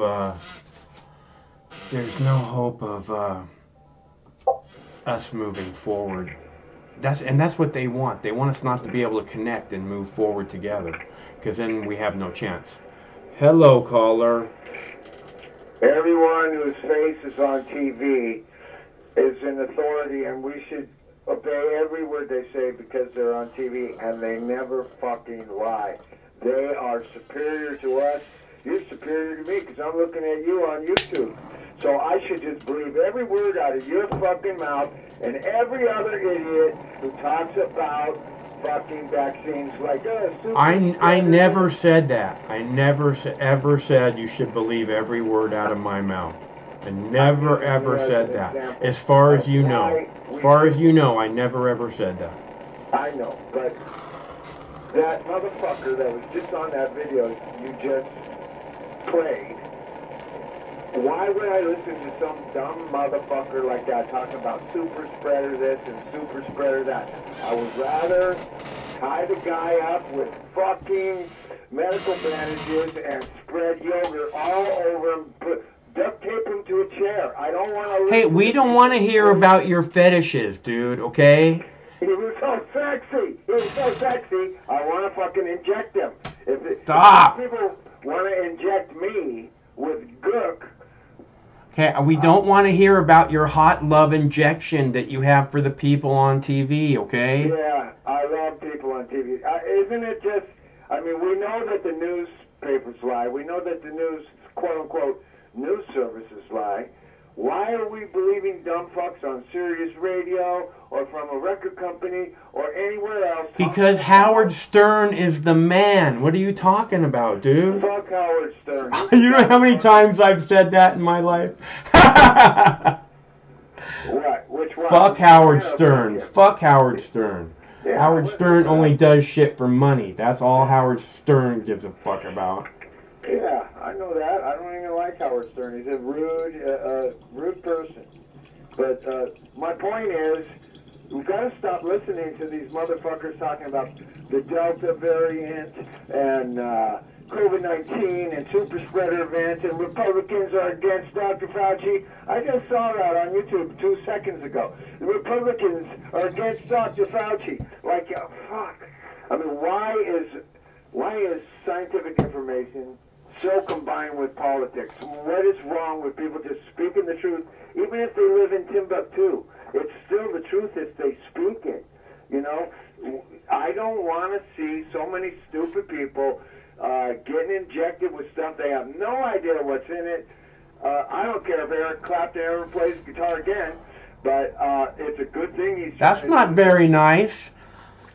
Come on, he's not even the best guitar player, really. He's not. Yeah, but he loves playing guitar. That's like somebody saying, I don't care if you ever blah, blah, blah, blah, blah, whatever it is you love. You know? Yeah, that's not very nice. Obviously, he's a decent man who's been through something very difficult. His hands were on fire. His arms were on fire. It was worse the second jab than it was the first jab. And I'm glad he survived, and he's got honor. And you know, he's not a bad guy at all, and I loved Cream, you know, but I'm pissed off at the dumb fuckers on the news stations talking about super spreader events. They don't know anything. They're just talking monkeys, repeating government lies. That's what they're all doing. And pretty soon, if you repeat the lie often enough, everybody believes it, and they're all hiding in their houses for a year and a half, hiding in their houses, wearing masks. It's clown world. I mean, it's Twilight Zone, dude. Yeah, it's crazy. I mean, you know what I'm saying? Listen, if this was all like, let's say that you put on the mask, right? And all of a sudden everything turned to black and white. I mean, it would totally be fucking Twilight Zone. And it wouldn't be just because everything was black and white. It'd just be that the black and white, like, highlighted it, you know? Well, it's a psychological condition. Believe it or not, I still got a guy walking around my house with a mask on.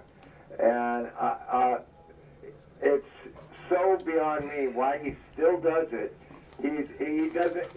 You and me, we know about 9/11, and we know about, you know, JFK, and we know about USS Liberty, and we know, you know, the CIA this and the FBI that. This guy is so dumb. If Anthony Fauci says something, he's going to put 6 masks on and a dildo in his ass, and he's going to walk around my house pretending he's smart. So I see it firsthand every fucking day. I don't waste my time talking to the guy except to say, what? What'd you say? What'd you say? Because I can't understand him, you know. But people can be. You know, we never had to wear any masks. We never had to get any of these fake vaccinations. Nobody did. All of the people, well, this is theory. Look, you can't, look, you have to let people make up their own mind about vaccinations. You can't just say that they're fake vaccinations, okay? That's up to their own decision. No. No. Yeah, it's their health, it's their body, it's their choice. Okay, they need to make an educated. They need to make an educated choice, not just listen to, you know, this is what that. There's no evidence at all. You know, okay. Look, I'm not saying that this is what you should do. I'm saying make your own mind up. Okay. Okay, but making an educated guess is way different than just doing what you're told. Yeah, don't submit. Don't submit. But they've all submitted, man. They haven't all submitted. Otherwise, they wouldn't be whining on it about the news day and night. About, ooh, it's the unvaccinated. They're the ones fucking us all. It's all their fault now. As you know, if there was plenty of people vaccinated, they wouldn't be whining like that day and night. Well, there's this government website called VAERS, which is the voluntary reporting of vaccine injuries and events. And so it's voluntary. So you get about 1% of all adverse vaccine injuries and events. That's what VAERS stands for. Vaccine events and vaccine adverse events system. I think that's what it stands for. VAERS. And they report maybe 1% of all the adverse events. And so 45% of the events now are occurring within vaccinated people. So what good are the vaccines? If they were any good... I have another video, okay, where they say, you know, this like breakthrough cases, right? Which means you get fully vaccinated and then you still get the virus, right?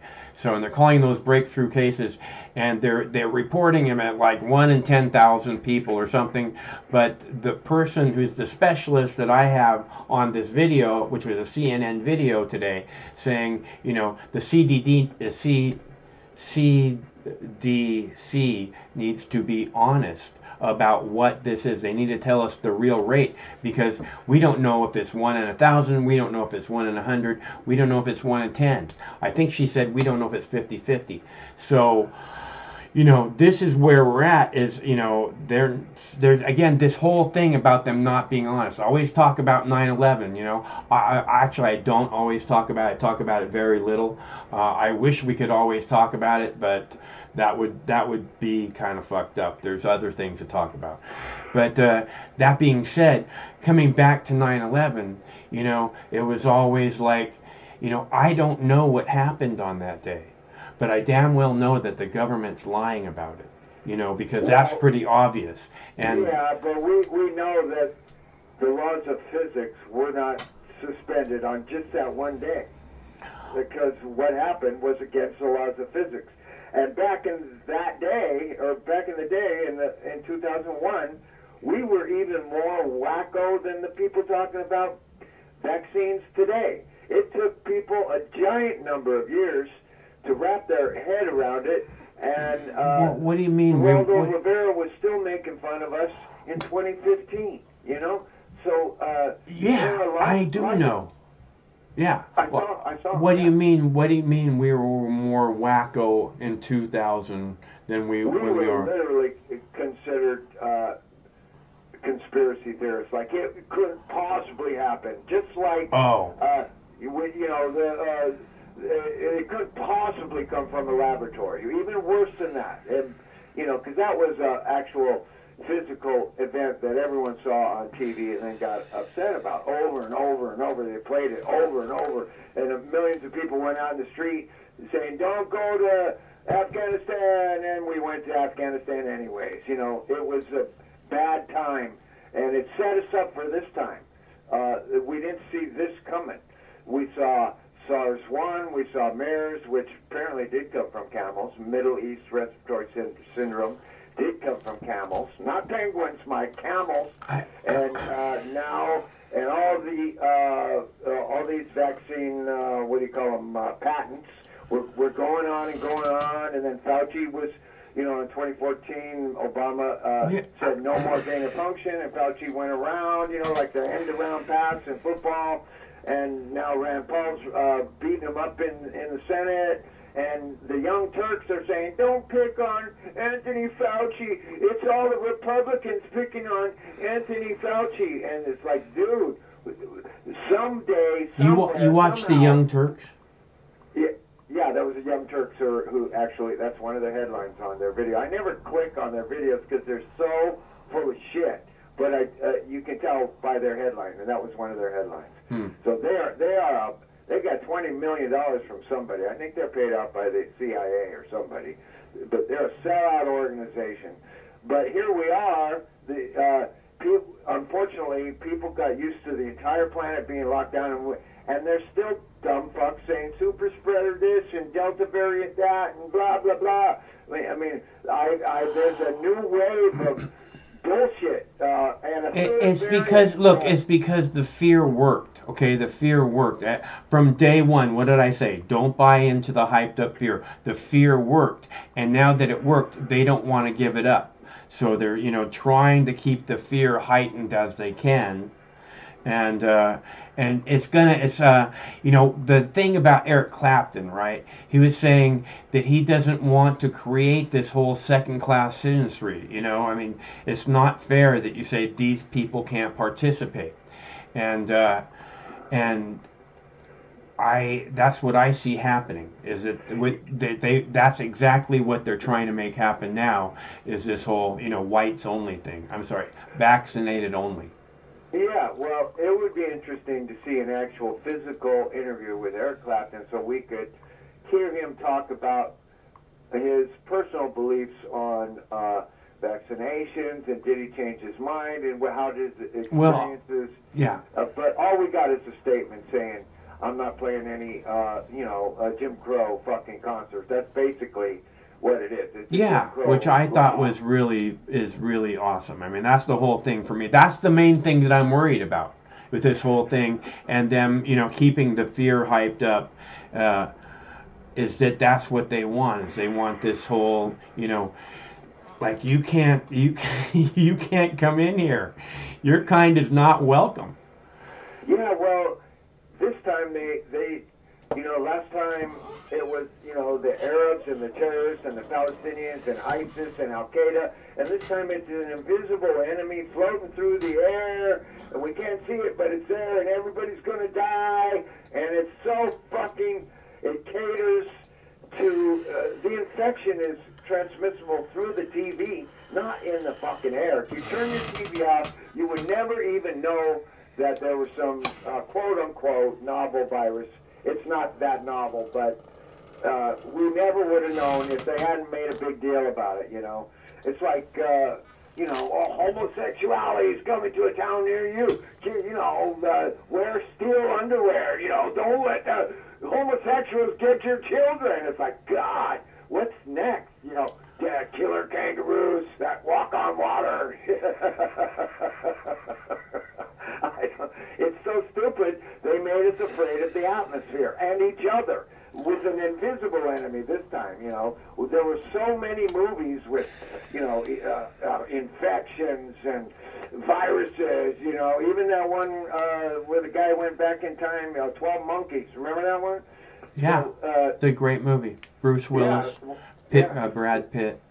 That was, that was a super spreader event, but we haven't got to that point yet. And every uninformed person in the world is on TV telling us what to think, what to be afraid of, what to do, what not to do. Don't talk to this person. Right, and look, that's why I say make up your own mind, okay?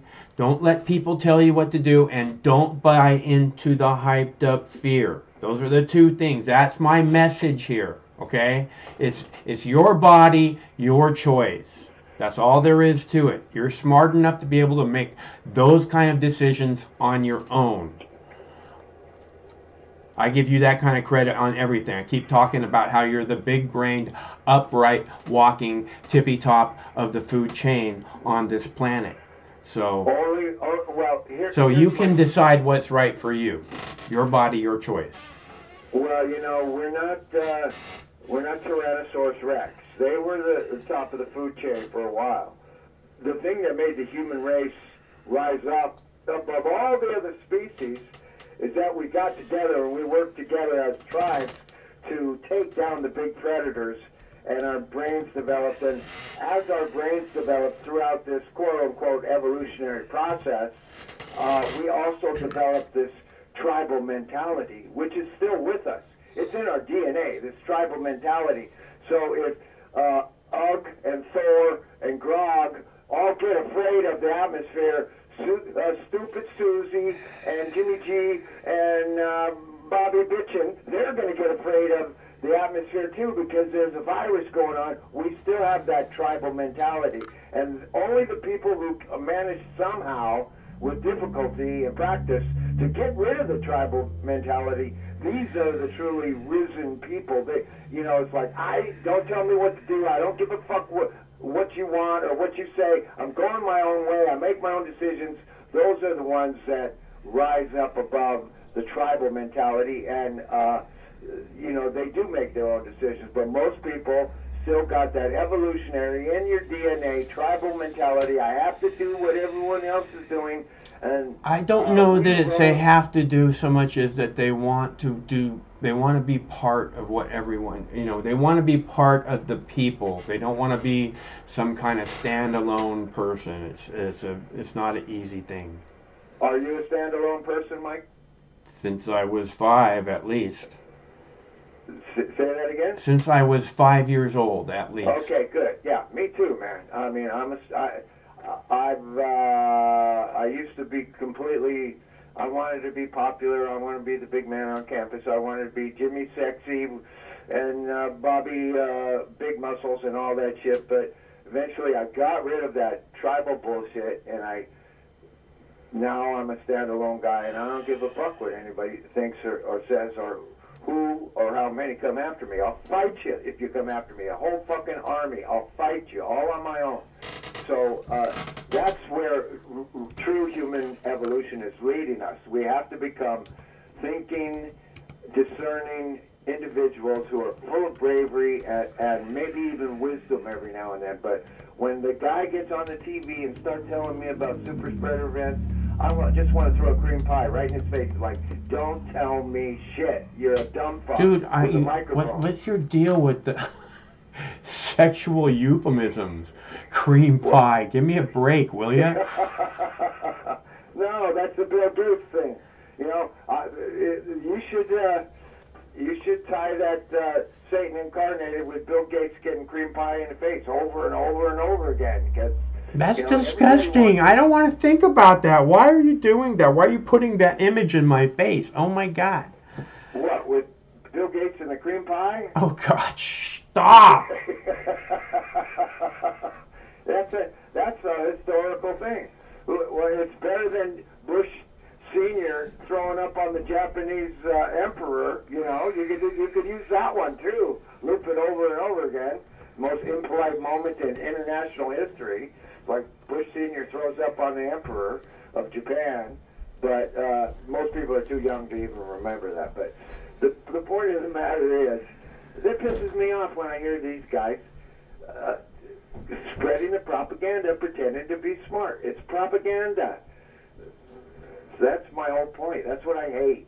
Is I hate seeing people pretending to be smart and saying, I'm in a cage, you can't fly because I'm in a cage.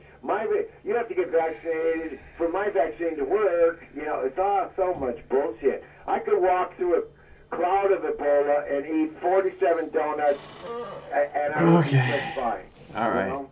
I gotta go. Okay, I'll talk to you later. Happy Friday. Next caller's number 5. All right. Talk to you later.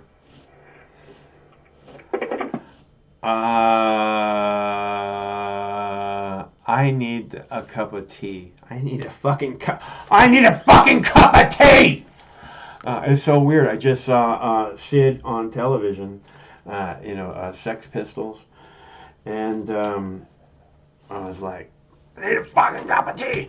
All right, I'm going to go get a fucking cup of tea, and I'll be back momentarily. It just takes a minute. So I have this video where they're talking about, again, the people that are unvaccinated being the real problem, which is this whole thing, like I'm saying, there's going to be this whole creation of a second-class citizen. That's what I see happening. That's what I'm most concerned about, because as Michael was expressing, people don't like to be separate from the group. So if there is a second-class citizenry, they will all beat up on the second class right away. It's this groupthink. So let's see. Vaccine passports. Eric Clapton. I have one about the NFL. I'm going to play the breakthrough infections one, where the specialist here is saying that the CDC needs to be honest about breakthrough infections, because we need to know what the true information is. I'll play that for you right now. I think it's a pretty good clip, and I was really surprised to see it on CNN today. But that breakthrough infections can happen, and what the CDC really needs to do is to start giving us the answers to what is the rate of breakthrough infections. Is it 1 in 1,000, or is it 1 in 10, or is it 1 in 2? I mean, we really literally don't know what is the rate of breakthrough infections and the likelihood of that breakthrough infection ending up in a chain of transmission to others. I'm Satan reincarnated. But that breakthrough infections can happen, and what the CDC really needs to do is to start giving us the answers to what is the rate of breakthrough infections. Is it 1 in 1,000, or is it 1 in 10, or is it 1 in 2? I mean, we really literally don't know what is the rate of breakthrough infections and the likelihood of that breakthrough infection ending up in a chain of transmission to others. I'm Satan reincarnated.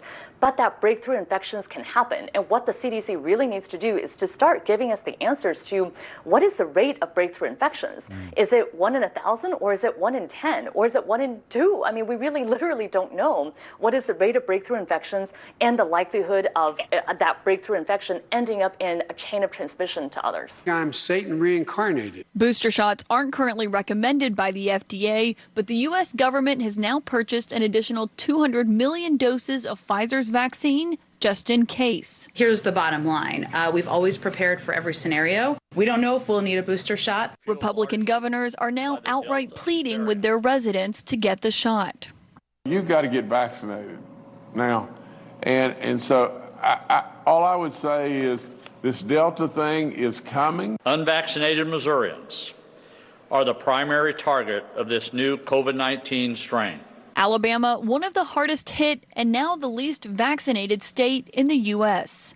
Only 33.9% of residents are fully vaccinated, as cases are double what they were a week ago. Alabama's Republican governor says she knows who to blame. The new cases in COVID are because of unvaccinated folks. What is it going to take to get people to get shots in ours? I don't know. You tell me.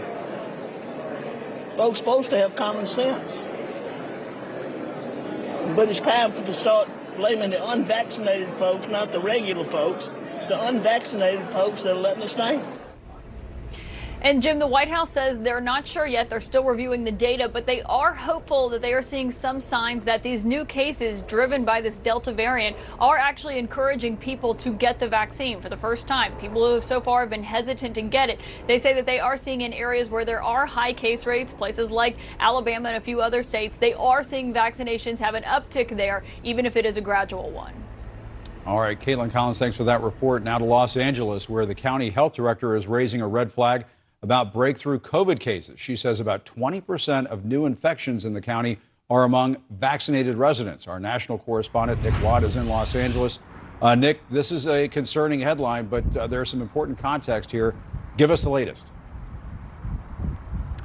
Yeah, well, Jim, the headline is this, that in June, more than 800 fully vaccinated people here in Los Angeles tested positive for COVID-19. Health officials say the number in July could be even higher, and they are pointing at the Delta variant, calling it a game changer. That's all the scary stuff. Here is the context. Among those fully vaccinated people who tested positive, very, very few were hospitalized, most mild or asymptomatic. So that is the good news. And the scary headline really kind of masks the real headline here, which is what Caitlin was just talking about. It's the Delta variant spread amongst the unvaccinated. Here in Los Angeles, highest case rates they've seen in months, and the vast majority of those people catching the virus are unvaccinated. So what are they doing about it? Well, like elsewhere in the country, they are encouraging more people to get the vaccine. And also here in Los Angeles, the mask mandate is back. Indoors, even if you're vaccinated, you are supposed to wear a mask. Now, some law enforcement are saying that they won't enforce that, but that is the message from health officials. And they use this analogy to explain why. They say, think of this pandemic as a weather event, heavy rain. So your umbrella is your vaccine. That keeps you pretty safe until the winds pick up and the rain gets even heavier. That's the Delta variant. Then you are going to need a raincoat as well, and that is your mask. They want to stifle this Delta variant as quickly as they possibly can here and across the country. Jim? All right, let's stamp it out together. All right, Nick Watt, thank you so much. Let's bring in our pandemic experts. Dr. Paul Offit is a member of the FDA Vaccines Advisory Committee and director of the Vaccine Education Center at Children's Hospital of Philadelphia. Dr. Lena Wen is a CNN medical analyst and emergency room physician and the former Baltimore City Health Commissioner. Dr. Offit, let me start with you first. You just heard from the governor of Alabama, Kay Ivey, who said it's time to start blaming unvaccinated folks who are, quote, letting us down. I know people don't like pointing fingers and laying blame and that sort of thing. What do you think of that message?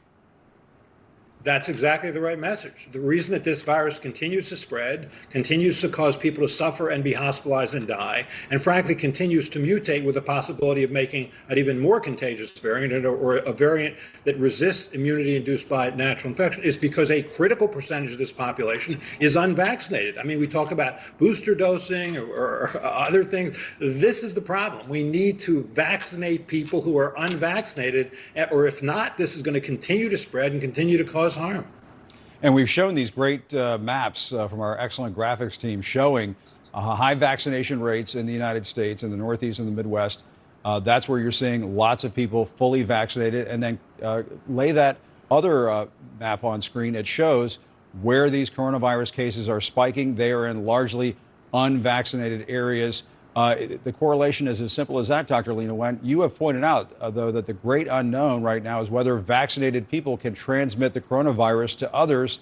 How does that key question impact how we think about what it means to be vaccinated? I mean, it's obviously better to be vaccinated. We just saw those two maps. Absolutely, and I think we should absolutely be emphasizing the importance of the vaccines while also giving a bit more nuance than saying, if you're vaccinated, you're protected. Well, let's talk about what you're protected against. We know that vaccines protect you extremely well against severe illness, so you're very, very unlikely to end up in a hospital or to die once you're vaccinated. That's the purpose of the vaccine, to keep you from ending up severely ill.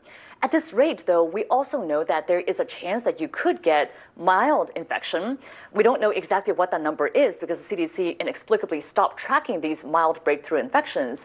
But the critical question also is, if you are infected, is there a chance that you could then spread the infection to others, even if you're fully vaccinated? And that's because with the Delta variant, we know now from studies that you are carrying 1,000 times the amount of viral load with the Delta variant than with previous variants. And so if you're fully vaccinated, that reduces the viral load, but isn't enough to prevent you from transmitting it to others. I think this is one of the reasons why you see many public health experts still wearing masks indoors if we are around people who we don't know are vaccinated or not, because we want to use an abundance of caution with so much unknown about the Delta variant.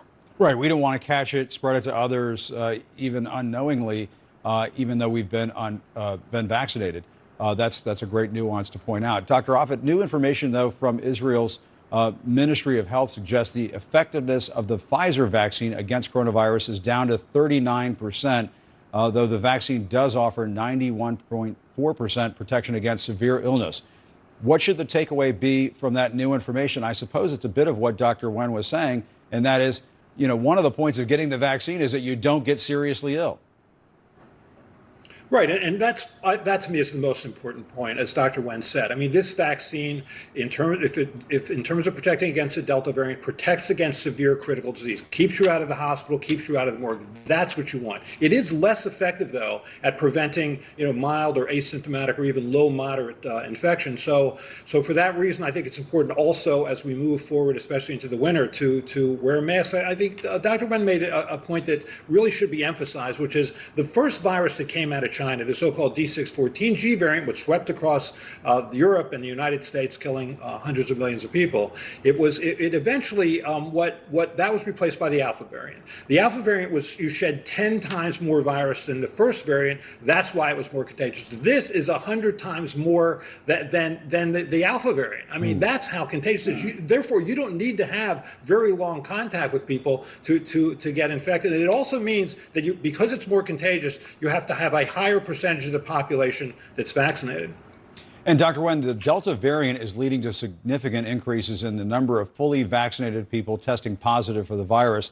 Does the administration, do you think, need to do a better job of addressing the concerns of vaccinated people? Because I suppose there are a lot of people at home who are vaccinated, have a lot of questions about all of this, legitimate ones. Right, and I think the administration needs to first acknowledge that breakthrough infections do happen. And acknowledging that does not undermine trust in the vaccine. I mean, that's like saying if you are wearing a seatbelt and yet you still have an automobile accident, that seatbelts don't work. No, it means that if there are reckless drivers around you, the seatbelt can protect you a little bit, but ultimately they're still reckless drivers, and that's the issue.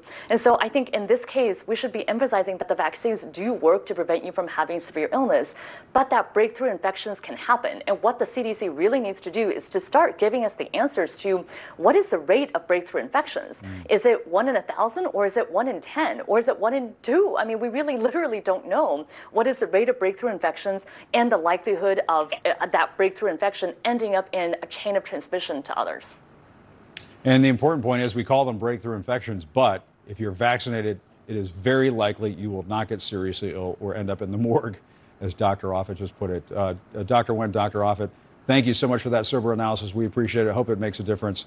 But that breakthrough infections can happen. And what the CDC really needs to do is to start giving us the answers to what is the rate of breakthrough infections? Is it 1 in 1,000, or is it 1 in 10, or is it 1 in 2? I mean, we really literally don't know what is the rate of breakthrough infections and the likelihood of that breakthrough infection ending up in a chain of transmission to others. But that breakthrough infections can happen. And what the CDC really needs to do is to start giving us the answers to what is the rate of breakthrough infections? Is it 1 in 1,000, or is it 1 in 10, or is it 1 in 2? I mean, we really literally don't know what is the rate of breakthrough. We really literally don't know. That's the specialist on CNN. So again, I mean, it's not just me. We literally don't know. So, and why don't we know? Because we're not being given the correct information. I don't see. It's kind of messed up. Who do you trust? We know the government's lied to us forever. We know the medical industrial complex has lied to us forever. I'm so tired of bullshit. Hello, caller. Hey, Moxley, how you doing? I am on fire. You're on fire? Yes. Well, I'm on fire too for a couple reasons. Well, first, earlier in the show, I completely agree with you. I don't understand people's fascination with sports and all that. I totally agree with that. But I was listening to the last caller who was starting to make me go to sleep. And he kept talking about people submitting. And it got me to think about the troglodyte that called last night with the conspiracy theory about Danielson. And I would just like to call and kind of refute that, because there's no way that a B-level person like that is going to show up in AEW that's filled with A-level people. And the Yes movement is complete and utter bullshit. It should be called the No Movement. I honestly think there's a higher chance that Phil's going to show up in Chicago with a pipe bomb than Danielson's going to show up in New York at a fucking tennis stadium. It just pisses me off. The guy's a bearded goat face, and it really got to me. And when the guy was talking about people being submitted earlier, it riled me up, and I just wanted to see what you thought about it. I don't know anything about it at all. I don't. I mean, yesterday apparently 2 callers were trying to talk to me about it, and I don't. Have you seen the movie They Live? Yeah, with Roddy Piper. Yeah, that's how much I know about wrestling. oh, the wrestling. Yeah, wrestling. Or you're talking about some kind of cage fighting or something? Well, I was just talking about like fighting in general. I mean, like Fight Club or what? Because I know Roddy Piper. He fought in the WWF. That was fake wrestling. I'm talking about the real stuff like AEW and New Japan and stuff like that. Okay. Where it's actually real. Okay, I don't know anything about stuff like that. Okay. Well, there's a guy named Phil. He's got kind of a cult of personality, and the dude is amazing. And he's quick. He may not be able to like submit people as well. He does do this thing with the snake with the anaconda. But beyond that, he pretty much can make every single person go to sleep. Every single person he sees go to sleep. And Danielson, I mean, the guy just had a Billy Goat kid and thick face full of a beard. And I know you got a beard, but you rock it a lot better than that guy. Anyway, the guy rubbed me the wrong way. The guy earlier rubbed me the wrong way, and I just wanted to say, long live Phil, long live Punk, and keep up the good work. Fuck yeah, long live fucking Punk and rock and roll. Hey, so what's your name? Jay. Jay. Oh, and another thing. And another thing. What? Eric Clapton is great, but he is no Rick Buge. So look up Rick Buge, and you'll see what a real guitarist is. Trust me. It's really not a competition, bro. Well, anyone's better than the monkey Dave Grohl. Well, it's not so much that I don't know how good a musician Dave Grohl is, but he's definitely a giant sellout. I know that for sure. He's a big pussy. Yeah, like I said, I've seen him run from journalists in the past who want to ask him about Kurt Cobain. Maybe he needs Danielson or Phil to kind of protect him. Maybe he should be making that kind of money. If he's going to sell out that good, he should be making plenty of money. I agree. All right, man. Well, thanks for the entertaining show tonight. Hey, you said it's Jay or Jake? Jay. J-A-Y. Okay, Jay. You got plans for the weekend? No, I'm in Missouri, so based on that last report, I should hide my ass inside because I'm not getting the vaccine either.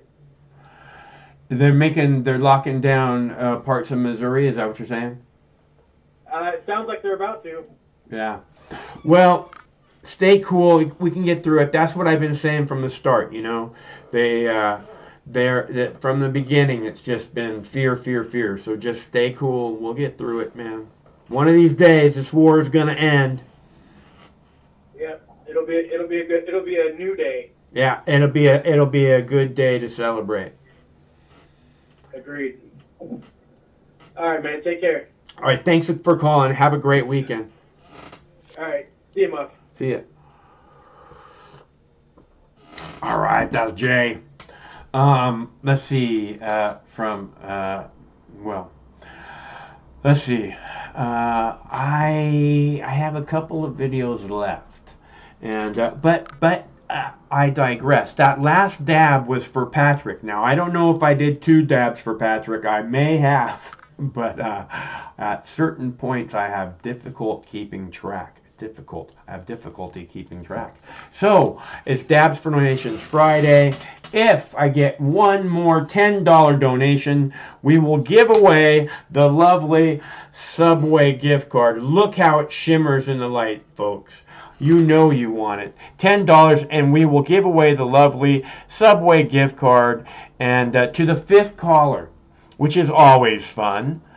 And we'd love to have you participate in that little thing. And I'd love to do a dab for you.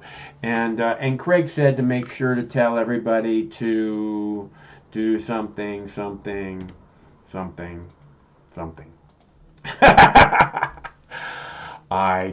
I'm not very good at that sort of thing. I think it was like free your mind or something like that. Be sure to take fat tabs. I think that's what he said. Or was it Sid Vicious that told me that? I got my tea. All right. Let's see, who's next? Let's see. I again, coming back to that video, and I don't know what the interest all of a sudden in the wrestling thing is. I don't know. Is that like this huge thing that's going on right now? Like, I don't know what the heck they're talking about. Like I said, I don't surf a whole lot, so where were we? And I don't get the sports thing. And he was talking about, basically hurting people in order to win something, but I appreciate martial arts. I really do appreciate hand-to-hand. It sounds like something that I might be interested in. There's some kind of weird thing. I have this adversity to sports, because I think when I was a kid, when we would do sports in PE or whatever, I think they gave me a really hard time about it. Like I wasn't the most coordinated guy.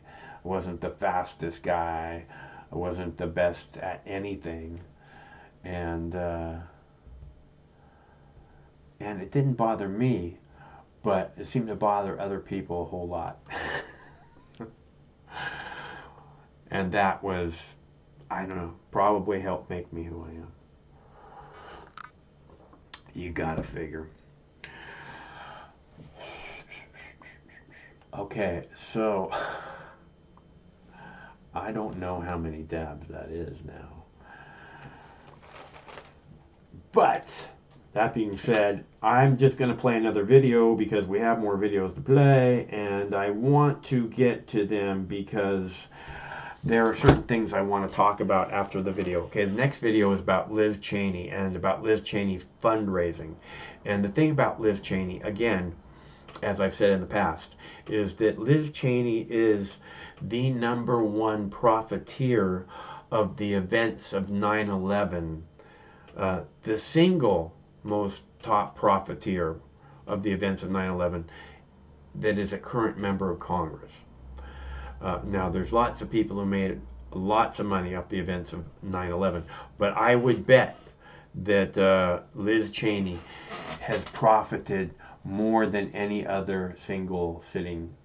So when they ask, how is she making this money with so much criticism about her? Well, Liz Cheney never saw a war that she didn't want to vote for.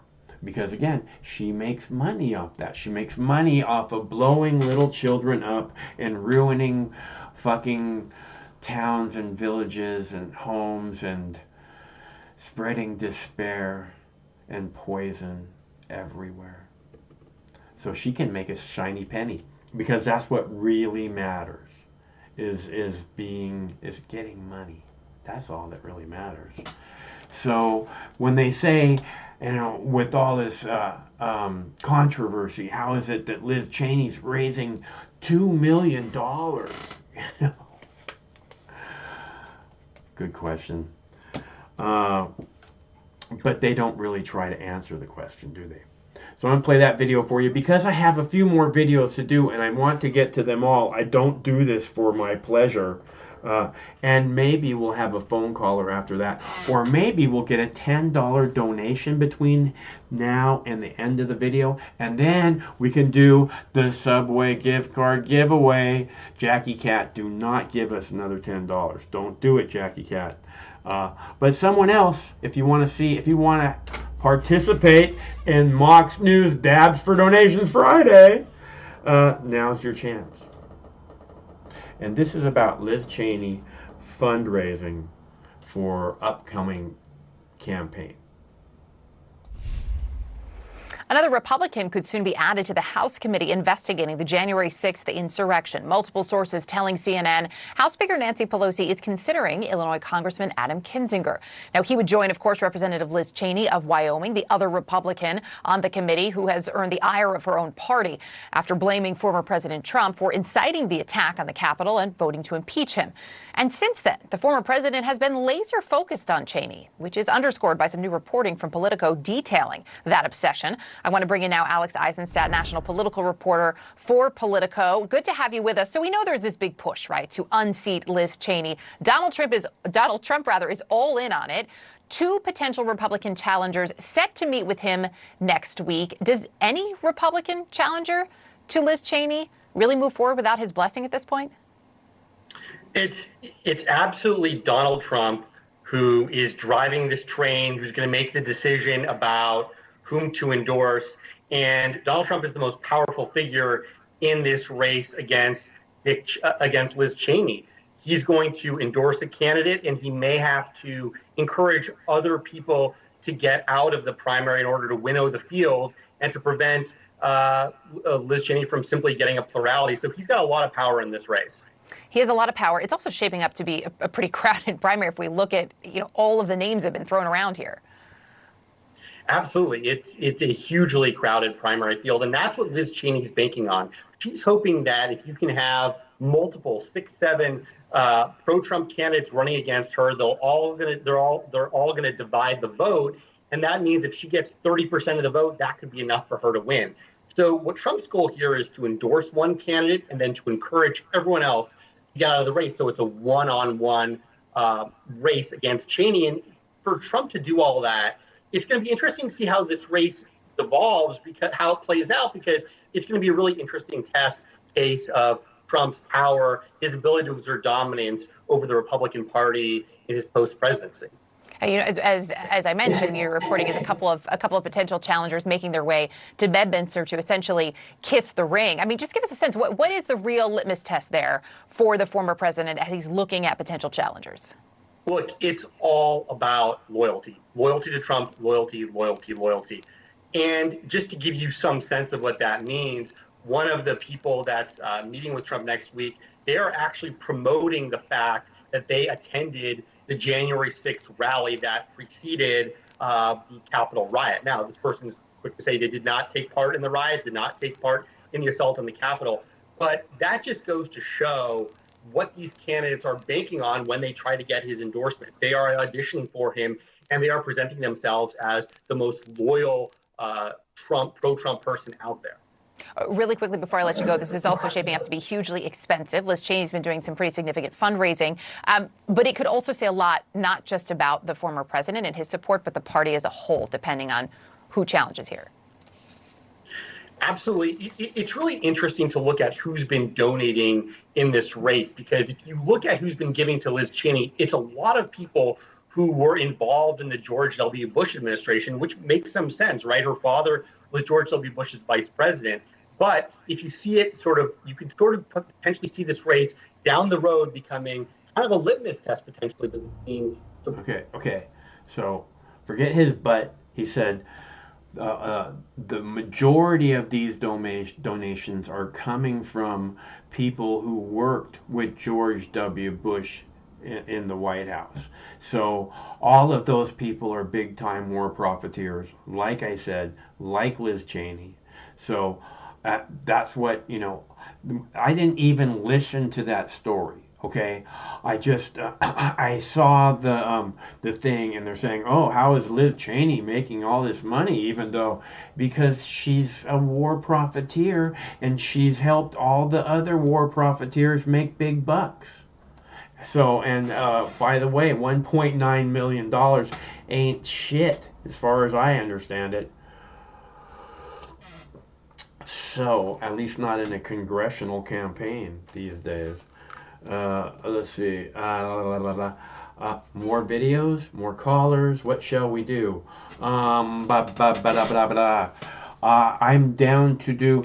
I wanted to play that about Liz Cheney. You know that how I feel about Liz Cheney. Again, she is the #1 profiteer off the events of 9/11, September the events of September 11th, 2001.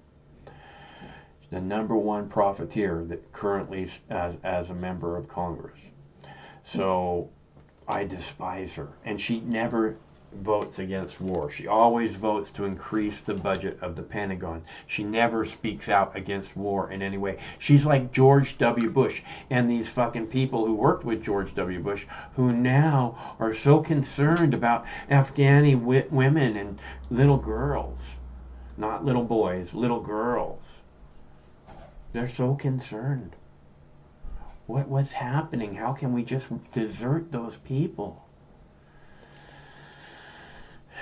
I don't know. How could we invade them and blow up their fucking country? How could we do that if you were concerned about women and little girls? How could we do that?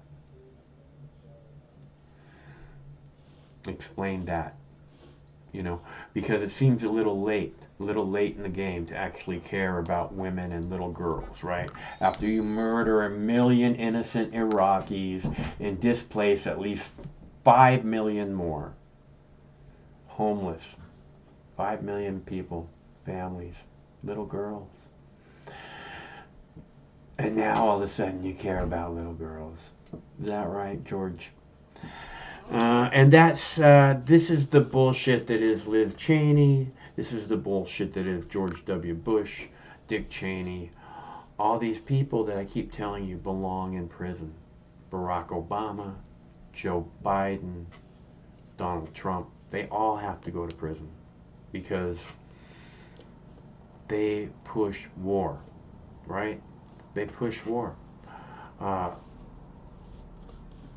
have a story about Guantanamo Bay, but we'll have to get to it another day. It's a very good story. So tonight, though, I have a couple more things left about, oh yeah, the COVID, new NFL COVID rules. Even though I'm not a sports enthusiast, I can understand what's happening when they're having a discussion about COVID and the new rules about COVID in NFL games. So I thought that you might be interested in that. We did the passports, and well, that's the last one.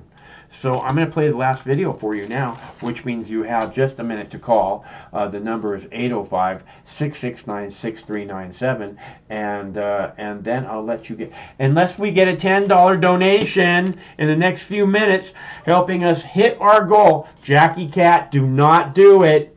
Don't do it. Unless we get a $10, if we do get a $10 donation, then we will have the 5th caller giveaway of the Subway gift card. You want Mox News? You want lunch on Mox News? Here's how you do it. We need $10. $10 to reach our goal of $50. Come on, people. Come on, people now. Join together. Everybody get together. No, how does it go? Let's see, what was the one? It's, how does it go? It goes, how deep is your love? How deep is your love? I really need to know, 'cause we're living in a world of fools, bringing us down, when we all, what is that? When they should all just let us be. We belong to you and me. How deep is your love? Is it not working? I didn't think it would, honestly. I needed to practice a whole lot more. What was it? Oh, right. Play the last video. Play the fucking video! Okay. Settle down, Beavis. Okay, here we go. New rules in the NFL. And again, pardon me, but this is a Don Lemon clip. And Don Lemon is a fucking idiot, okay? He talks at the beginning, right at the beginning of this, he's talking about the new rules in the NFL and games. He talks about how if there's an outbreak that they have to postpone the game, but they don't postpone it, they cancel it. And he says postpone, and then they can't reschedule it. He says they have to postpone it, and then they can't reschedule it. Well, then it's not postponing the game, it's canceling the game, and he's just an idiot. Hello, caller. Hey, Mike, how are you doing tonight? I'm fine. Cool. You got plans for the weekend? No, man, I'm still in dealing with eliminating my shit mode. I'm still anal retentive as always. Well, so, I guess you got to do it. I'm not good at that, so you probably got to do it once in a while. But I'm not good at that, so I wouldn't. Really know. Anyway, it's something I have to do. It's on my list of things to do, and I'm going to deal with it. Although the weather's going to be nice, I never go out in the woods on weekends when the weather's nice. Right? Yeah, we're going to Lake Sammamish. That's like a ground rule for me. Yeah. Because the point of me going into the woods is to not see people. So I usually go into the woods on like Tuesday, Wednesday, Thursday, usually after Monday or Monday morning. Sometimes if you get there about like 2 in the afternoon on Monday, everyone's already left. And then if you don't go there with the dog and you go there very patiently and you walk far, for 4 or 5 miles, you'll hear complete silence. Complete silence.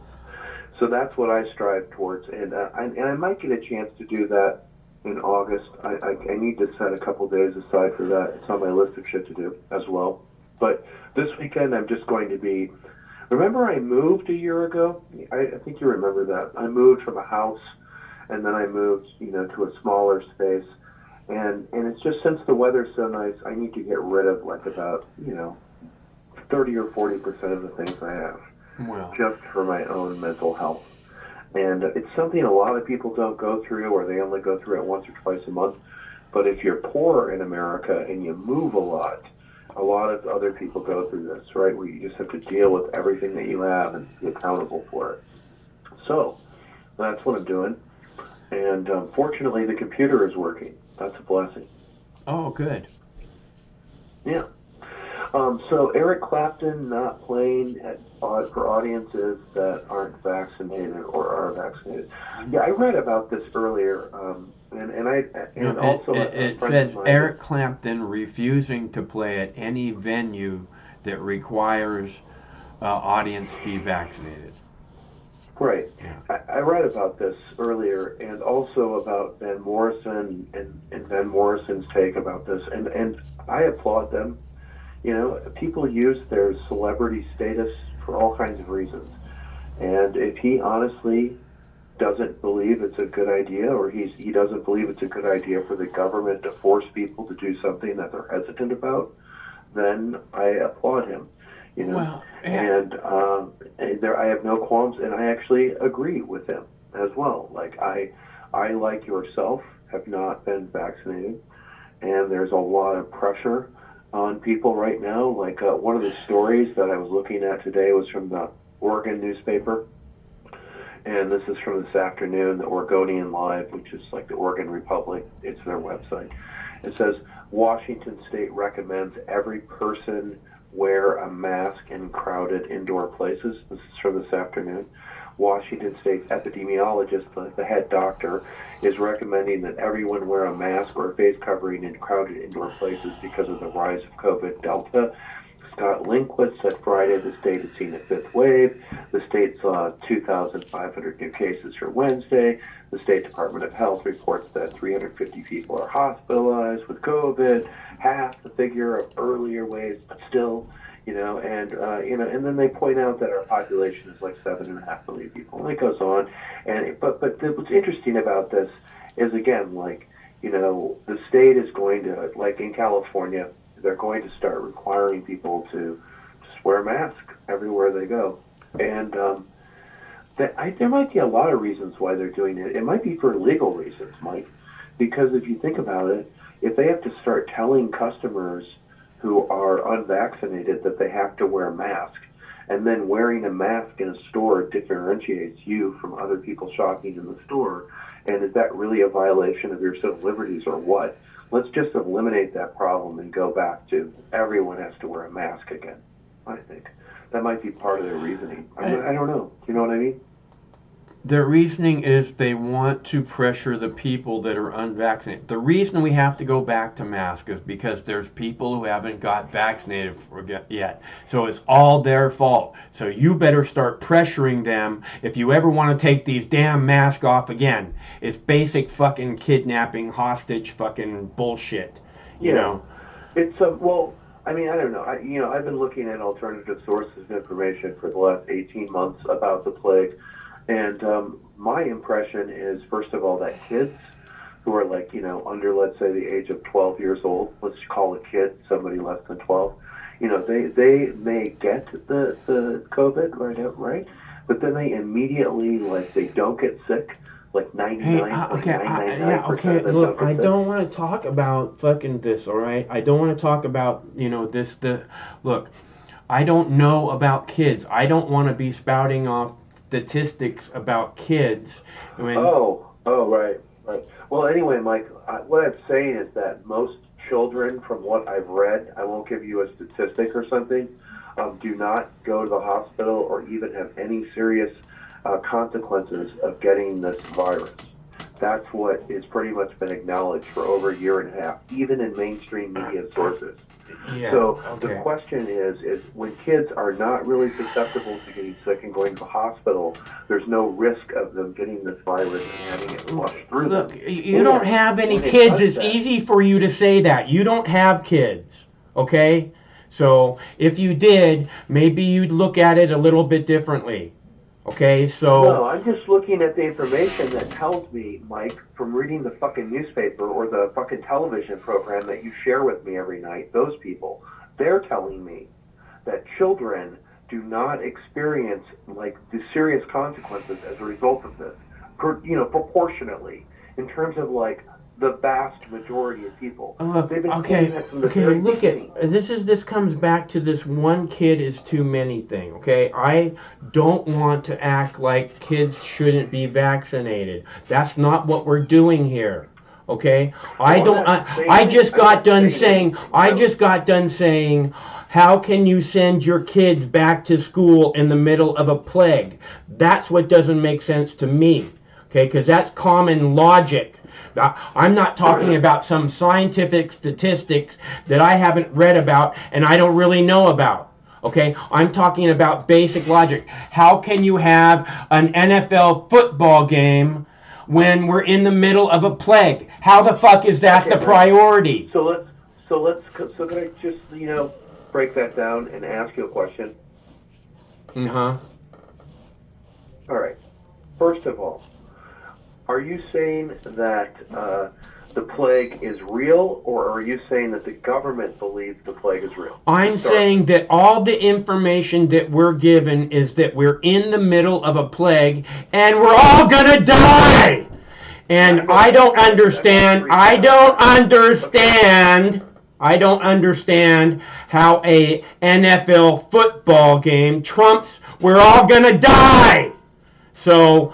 I mean, that's basic logic. That's what we keep hearing, and then it's like, oh, the football season's coming back. Well, this makes no sense. It has a lot to do with people's faith in the vaccine, Mike. I don't think so. All right? Well, I think it does. Because, well, then why are they telling us, oh, it's getting worse, But make sure you tune in, make sure you get your tickets for this weekend's football game. Okay? It's getting worse. You have to put your mask back on. Okay, but make sure you get your tickets for the football game. It's not working, or whatever. That's what they're actually leading us to believe. What hasn't happened yet is vaccine passports have not been implemented yet on any statewide basis for the common person. Not at all. I mean, teachers in New York or like whatever, public workers in Santa Barbara, California, or there are other examples, universities like Indiana University. I mean, there's examples of institutions that have said you got to have a vaccine before you can come back to work. Yeah. But if everybody's all confused and shit, right, it'll be very easy for the government or whatever state government, if you like Governor Inslee, to just say, to stop all of this confusion, we're going to use vaccine passports, and it's going to solve the problem. Yes, I've been saying this for months and months. Well, it's pretty obvious argument, and a lot of other people have been saying it as well. Yeah, this is what the pressure is that first is those are the bad people. Okay, they're the ones fucking it up for all of us. That's the first step, and the next step is here's how we solve that issue. Yeah, and what you do when you do that, by the way, it's a tactic, in rhetoric. But what you do is you dehumanize the person that you're talking to or about. You're not really talking about that person. That's the whole second class. That's the whole second class citizen thing that I'm talking about. It's about dehumanizing people. So instead of seeing them as complex human beings, you either put them in a box A or box B. And if they don't fit in one of those boxes, you become confused. And that's what a lot of this is. Like, even the rhetoric in the mainstream media, but they're framing people who have what they say vaccine hesitancy. They're framing these people as conservative Republican voters. And that isn't even necessarily true, because I've seen other statistics, Mike, that say younger voters, younger people, let's say people under the age of 35, are much more reluctant to take this vaccine than people who are, like, say, over 55. So it isn't that sounds whether they're Democrats or Republicans. There's other factors involved besides their politics. Yeah, I agree. I mean, there's lots and lots and lots and lots of Republicans that have gotten vaccinated. I would bet that it's probably really, really close to, same amount as Democrats. So yeah, and a lot of those people are corporate ass lickers and own stock and all those companies. Well, a lot of people are requiring you get a vaccine. I mean, I've seen restaurants requiring it. Yeah. I've seen all kinds of places saying, "Yeah, we're not gonna," and then they do it as like an advertising thing. Yes, our employees are fully vaccinated. You can feel safe to come in our store. I think that the bank Morgan Stanley and also the bank J.P. Morgan, two banks in New York City, both sent a letter out to their employees that said you get vaccinated and you come back to work right now if you want a job at this bank. So, I mean, there's lots of companies all over the United States that are doing the same thing. From little companies to franchises to big banks, they're all doing it, forcing their employees to comply. So then you get into the situation where it isn't really the government that's telling you what to do, but the government is putting pressure on private industry that enforces the rules. So it's Facebook and it's Twitter that decide whether you have free speech, right? And your insurance company gets to decide whether you get health care or not, right? So they're the ones that put the pressure on you, are the people who you interact with in your day-to-day life. You don't really email and have interaction with the federal government every goddamn day, but you surely have interactions with, like, your electric company, your cable company, your employer, your bank, those kinds of people. And they're the ones who are going to be putting pressure on the people. It's the people who own the fucking politicians. The pressure is going to be coming from every direction. I mean, that's how it's working now. This is the big thing about making people get remasked up. In Los Angeles County, they're taking this large population and seeing how well it works in the middle of July to get people to put their face mask back on, and then blame it all on the people that are unvaccinated, and. Well, like I said, that's also happening here, Mike. Like, the lead epidemiologist in Washington State made a statement, the one I read earlier, that's encouraging, the governor to sign some little decree that says everybody in the state has to wear a mask, So, I mean, it isn't just in Southern California, but it's happening a lot of places. Yeah. No, it's going to spread.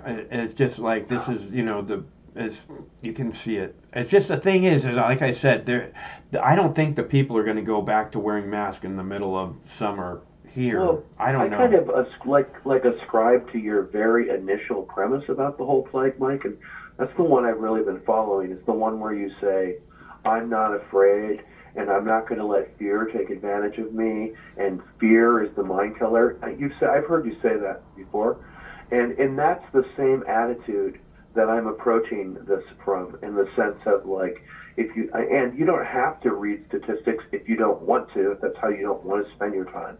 But there are like counter narratives that aren't receiving attention on fucking Fox News and NBC that are out there that people are reading, and that is affecting the public imagination and what people are thinking about this plague. People are writing and investigating and doing journalism about the plague, and it's not being reported in the news. So it's kind of hard to have a discussion about it. And that's been the problem this whole fucking time. Like, you can't talk, like, Democrats can't talk to Republicans, or Republicans can't talk to Democrats, or whatever, The libertarians can't talk to communists, and vice versa, and all of this. And what a lot of people are basing their stories off of are corporate stories, corporate narratives. And it's like, how can we have a conversation when we're, like, talking about bullshit? Like I said, I don't want to somehow act as if I should be giving parents, any kind of information about what to do for their children in some kind of medicinal way. Okay, other than cannabis, you should all be giving them cannabis. Right. I know. But I understand that. But so, and because that's this really private, important thing that they need to make on their own. That's what I want them to do. I want them to study the data and then decide what's best for their family. Well, great. I agree with you. And in turn, like, the only way that's going to happen is if you share links or name names of people like Robert Kennedy Jr. and the Children's Defense Fund and other organizations like that are doing research about the plague. Mm-hmm. So, rambling about it with me and with other people on the program is cool, but anybody who listens to this program... Okay. I don't mean to ramble about shit. So if that's what I'm doing, I guess I should stop. I don't mean to waste your time. I'm not here to fuck around. And if you were here earlier, you might have heard a caller talk about how they're very appreciative of the work that I've done over the last 17, 18 years. He said he was a viewer for 15 plus years.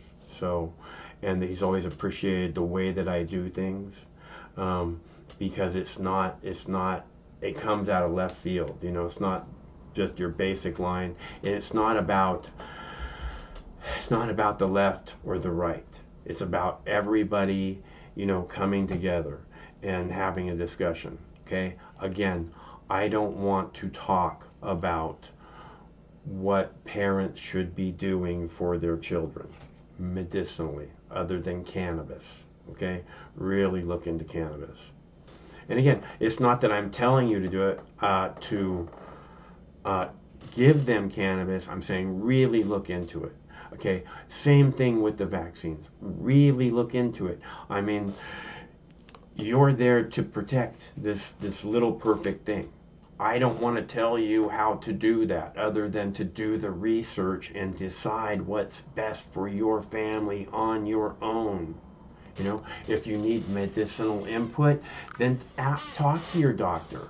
Okay? There's something wrong with my doctors. Okay?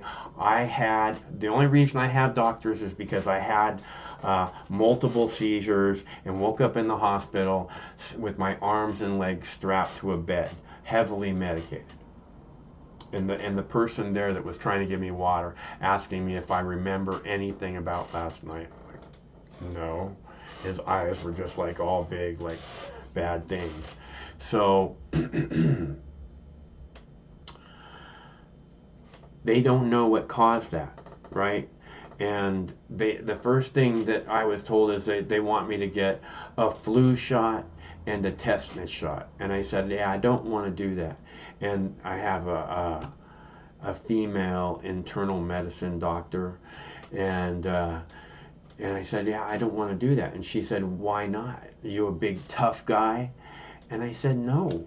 I was just crying 30 seconds ago telling you how I don't know what's causing this, and you don't know what's causing this, and I don't know what's next. And does that sound like a big tough guy? And she pushed, and so I said, no, I don't know what's causing this. You don't know what's causing this. I don't want to add more stuff into my body that might cause that to happen again. I don't want to wake up heavily drugged and strapped to a bed. How hard is that to understand? Okay, oh, you're a big tough guy, huh? No, I am not. And then the neurologist, right? The second listed side effect on the vaccines is seizures. Okay, he's supposed to be the guy who protects me from the seizures. He's the guy who tries to figure out what's causing the seizures. It says, why isn't he protecting me in that way? I don't understand. How come I have to be the one to do the research and say, well, you know, this, and then, oh, man. I don't understand. And I deserve better, and you deserve better, and your family deserves better. And all I'm saying is that you need to do your own research. It's easy to do. It's all out there if you really want to. You know, if that's really a big concern of yours, which it should be in the middle of a plague. This is what I keep saying. How can you be going to a football game in the middle of a plague? If it's what they're telling us, that we're all going to die, that's what they've been saying now, basically, forever. Don't breathe on me because you could kill me. You stand back 6 feet. Get your fucking mask on. Don't come near me. This is what they've been telling us for a year and a half now, right? And now all of a sudden, oh, go to the football game. Go to school. You know, oh no, we're not, this isn't over. We got a mask, we got to remask everybody. It's not over yet. But yeah, go to school, go to football games, go to concerts. You know, I don't understand how that takes the priority. And the last clip that I just showed, they were talking about the CDC has to be honest about what the breakthrough infections are. You know, is it, and she literally said, is it 1 in 1,000? Is it 1 in 10? Is it 1 to 1 or 1 to 2? She was like 50-50. And she's a specialist, and she's saying the CDC is not being honest about it. Okay? And yet, so even if you are vaccinated and you're at these events, somebody could have whatever, a mild case, because you can still get mild cases of this COVID after you've been vaccinated. So somebody could have it and pass it to you, and you get it then too, even though you've been vaccinated. Now it might be milder. That's what they're saying. Oh, it's generally milder. But the specialist on the video that I just played was saying they have to be honest about this, because if they're not being honest, then they're sending people out into a plague and saying, yeah, let's go get tickets for this weekend's football game. Hoorah! Why? How does that make sense to anybody? Oh, we got to get the kids back in school in the middle of plague, where we're so concerned about the children. Why won't anyone think of the children?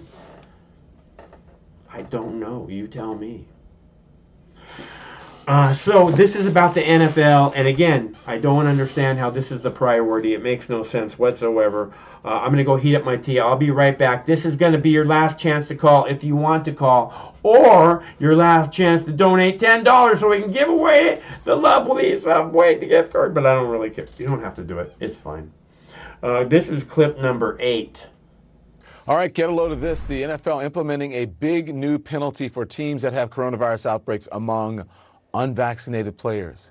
A league-wide memo obtained by CNN outlining a new rule that says if an outbreak among unvaccinated players forces a game to be postponed and it can't be rescheduled, that the team will have to forfeit a game and neither team's players would get paid. Reaction from players, really immediate. Look some of them up on your screen now. I want to bring in now Benjamin Watson, the Vice President of NFL Players Association and a former NFL player. Benjamin, thank you for joining us and helping us talk through this.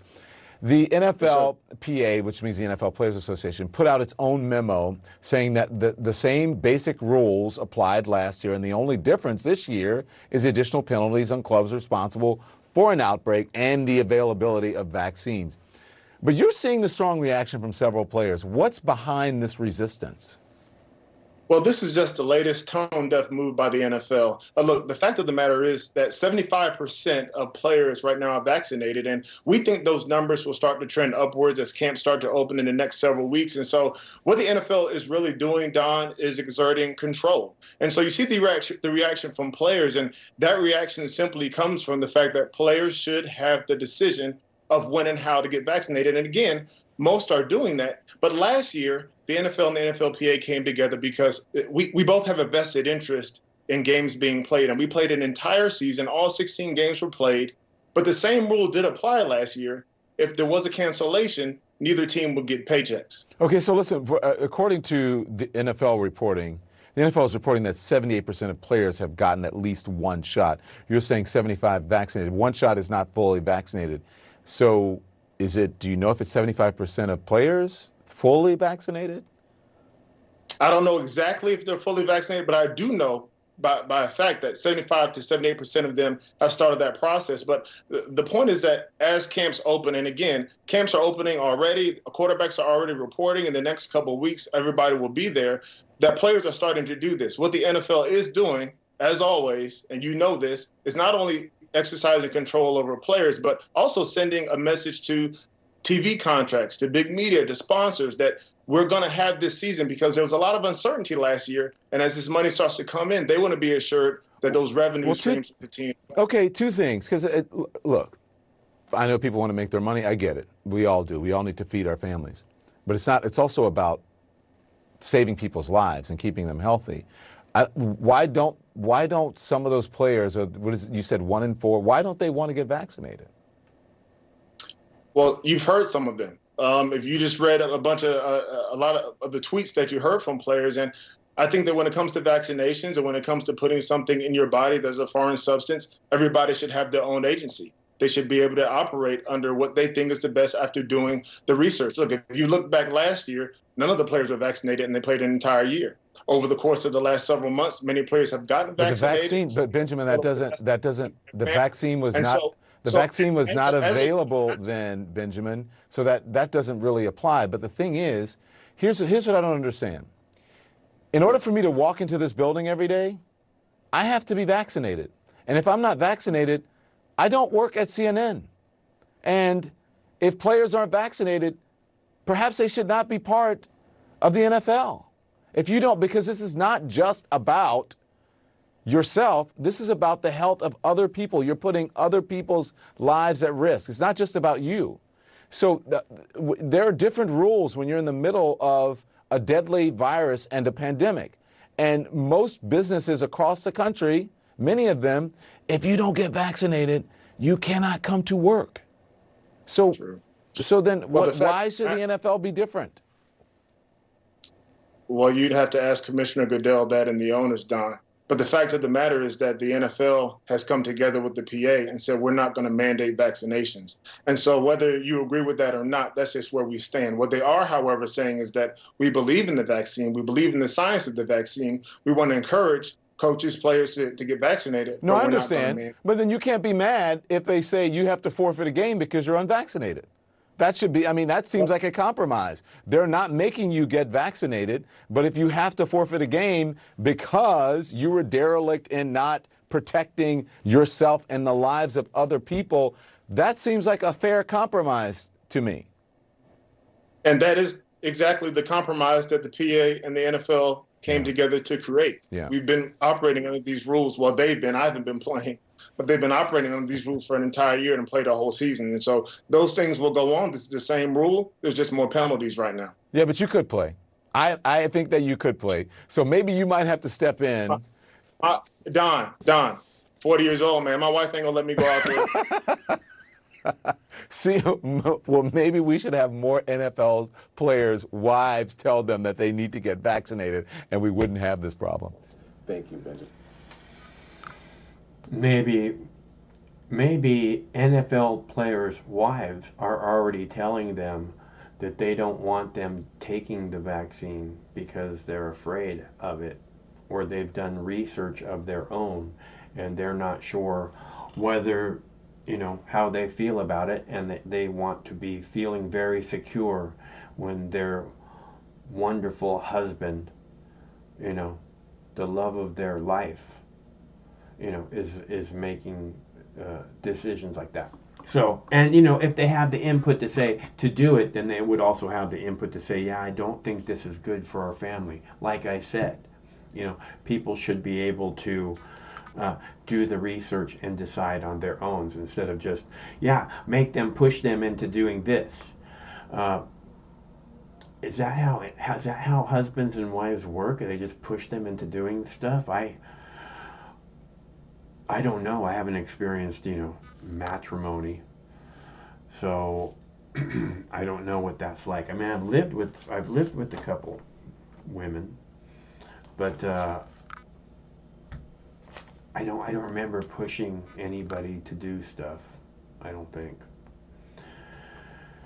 I'm a pretty chill guy.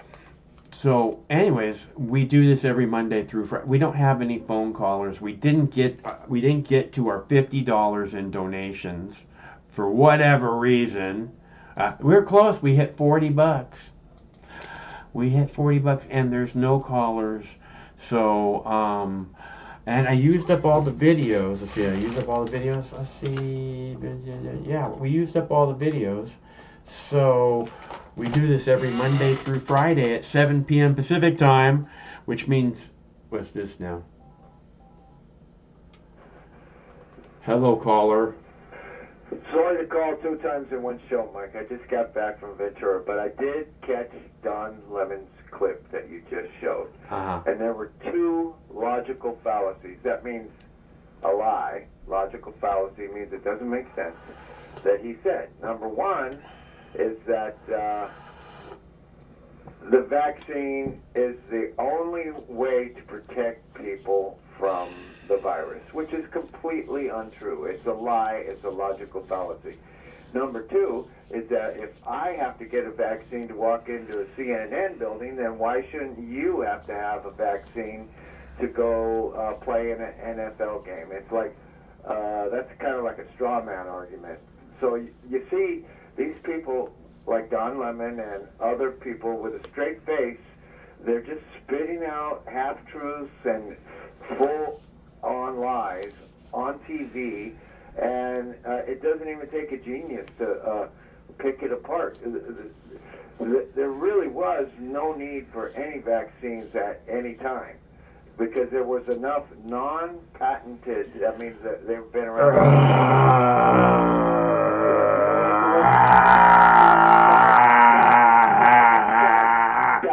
Stop. What's wrong with the word patented? Just stop. Oh, I look, man. Don Lemon is a fucking idiot. Part of the reason I played that clip is because right at the beginning of it, he says, if there's a outbreak of COVID-19, the game has to be postponed and then can't be rescheduled. Well, that's not postponed, then, is it? Postponing means it can be rescheduled later.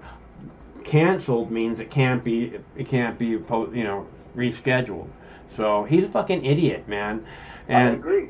And they're all liars. I mean, every single one of them. And it's not just this subject. So, and that's what I keep pointing out, about the cannabis. I mean, that's all we really have to look at, right? We all know at this point the amazing medicinal qualities of cannabis. And for the last 70 years, the most highly trained medical experts on the planet have lied to us about the medicinal qualities of cannabis. Okay? So if there's no reason to question them, then I think that that's pretty clear right there. I don't know what else to say. And it's not just them. It's it's all the officials, everybody in Congress, all the media. They were all in on the lie on cannabis, and that's why there is no reason to listen to them. Ask just one subject. There's, let's look at war. Let's look at 9/11. Let's look at the FBI's fucking setting up terrorist attacks. They all know about that in Congress, and they do nothing, which means they're just as full of shit as the FBI people setting up terrorist attacks. Well, doctors and healthcare system basically destroy health. The educational system basically destroys critical thinking, and it's just another indoctrination system. It destroys education. The justice system, the courts, they destroy justice. They destroy truth. The police don't protect and serve you. Your politicians are not some great virtuous leaders. They're a bunch of thugs and decrepit fucking bums, psychopaths in suits, basically. So the entire world is upside down and inverted, and I don't see any way out of it except for people to think for themselves and realize that you got creepy, sick, and stupid people lying to you 24/7 on the TV, and you can't hardly believe shit because the whole world is upside down. What else do you need to know? You need to know this. You need to know this. That we're living in a world of fools, bringing us down when they all should let us be. We belong to you and me. How deep is your love? I really need to know. Never mind. Is that Led Zeppelin? Yeah, you nailed Are it. you singing Led Zeppelin? It sounds kind of disco to me, Mike. That must have been on some Led Zeppelin album I never heard. Yeah. I heard Craig was playing it on his thing today. I was like, I got to go look up the lyrics for that. Oh my God, I never memorized the words to the Bee Gees, except for, you can tell by the way I walk my walk, I'm a ladies' man, no time for talk. Look a fuck, like a die, it's all right, it's okay, you can look the other way. Whether you're mother or whether you're brother, you're staying alive. That's all I know of the BJs. But the JBs. What's their name? The BGs. The BJs. The GBs. So, no, man, really, you can't believe anything that the so-called officials say, including your parents. Your parents were lying to you from the day you were born. Again, about cannabis, about this thing about alcohol. I bring up alcohol again and again and again. And your parents need to tell you, especially ladies, they need to tell you that alcohol is the #1 date rape drug in the world. It just needs to be fucking flat out from like the time that you're, I don't know, when did you have your first beer? 13, maybe. Oh, okay. Well, I probably had mine at 5 or 6, so... Well, I just really don't drink at all. Yeah, I don't drink at all either. Yeah. But, I used to. I've seen people's lives destroyed by alcohol, including the people that are surrounded by alcoholics. They gotta fight their way out of an alcoholic wife or an alcoholic parent or an alcoholic friend. You gotta eventually you just get sick of it and you distance yourself from these people. Same as drug addicts, man. There's too much destruction with addictions. So I don't really, I have one margarita a year, half a glass of wine a year, and maybe one beer a year. But imagine how good that fucking beer tastes to me if I have one beer a year. Depends on what kind of beer it is, man. Oh, kind of can taste like fucking neck. Yeah, no, that's no. But I don't drink anywhere near that. I mean, if there was like a really nice bottle of wine, I would have a sip so that I knew what it tasted like. And that comes from my waiter days, you know. Right. I would actually serve people a really nice bottle of wine, and I'd say, "Do you mind if I have a little sip? Because I've never tasted this, and I hear it's amazing." And generally, they'd be very nice about it. Oh, no shit. Yeah. Wow. Well, I'm a very good waiter. I'm a very personable guy. Yeah, I can't imagine your present personality getting you many tips if you, you know. I've lived on Don't tell me what to do. I've lived on tips on YouTube for the last 20 years, man. And before that, before there was a YouTube. I'm not a people person, so I could never be a waiter. But I could be my first. If you just listen to what I'm saying, I'm all about being a people person. Yeah, I can tell, Mike. But I mean, actually, when the not Steve, but the other guy called up with his little boy voice and is asking you stupid questions, Playground of Sound. It's like, God, that guy is so irritating. How does he not yell at him? You know. So yeah, you're way more of a people person than I am, for sure. But I make a good busboy. And I hate it when the waitresses rip off your tips. You know, you're supposed to split your tips with the busboy, and the waitresses, you know, they rip you off and shit. My first job was as a busboy at a Denny's, and Got to start somewhere. yeah. So, but here we are in 2021, and everything, you know, is a lie. So I don't know how to. I worked at a Denny's. I worked at a Denny's in Maui, graveyard shift. I worked there for about 6 or 7 months, maybe not quite that long. It was a graveyard shift. I was so busy, dude. It was packed. Sometimes there was a line out the door. Wow. It's a party town, you know. I mean, it's people are there to have fun. They're not going to bed at fucking 10 o'clock at night. Well, I got a friend that's on the Caribbean island of Martinique right now. It's one of the French islands, and they got massive protests over COVID-19 and masks and COVID passes, and you see it all over France. The entire country, the police in France laid down their helmets and their beat you over the head sticks, and they joined forces with the protesters. In England, I guess there was a lot of protests, and I'm really not in favor of altering the laws of the entire planet, including, you know, who can fly where, and everybody has to be vaccinated.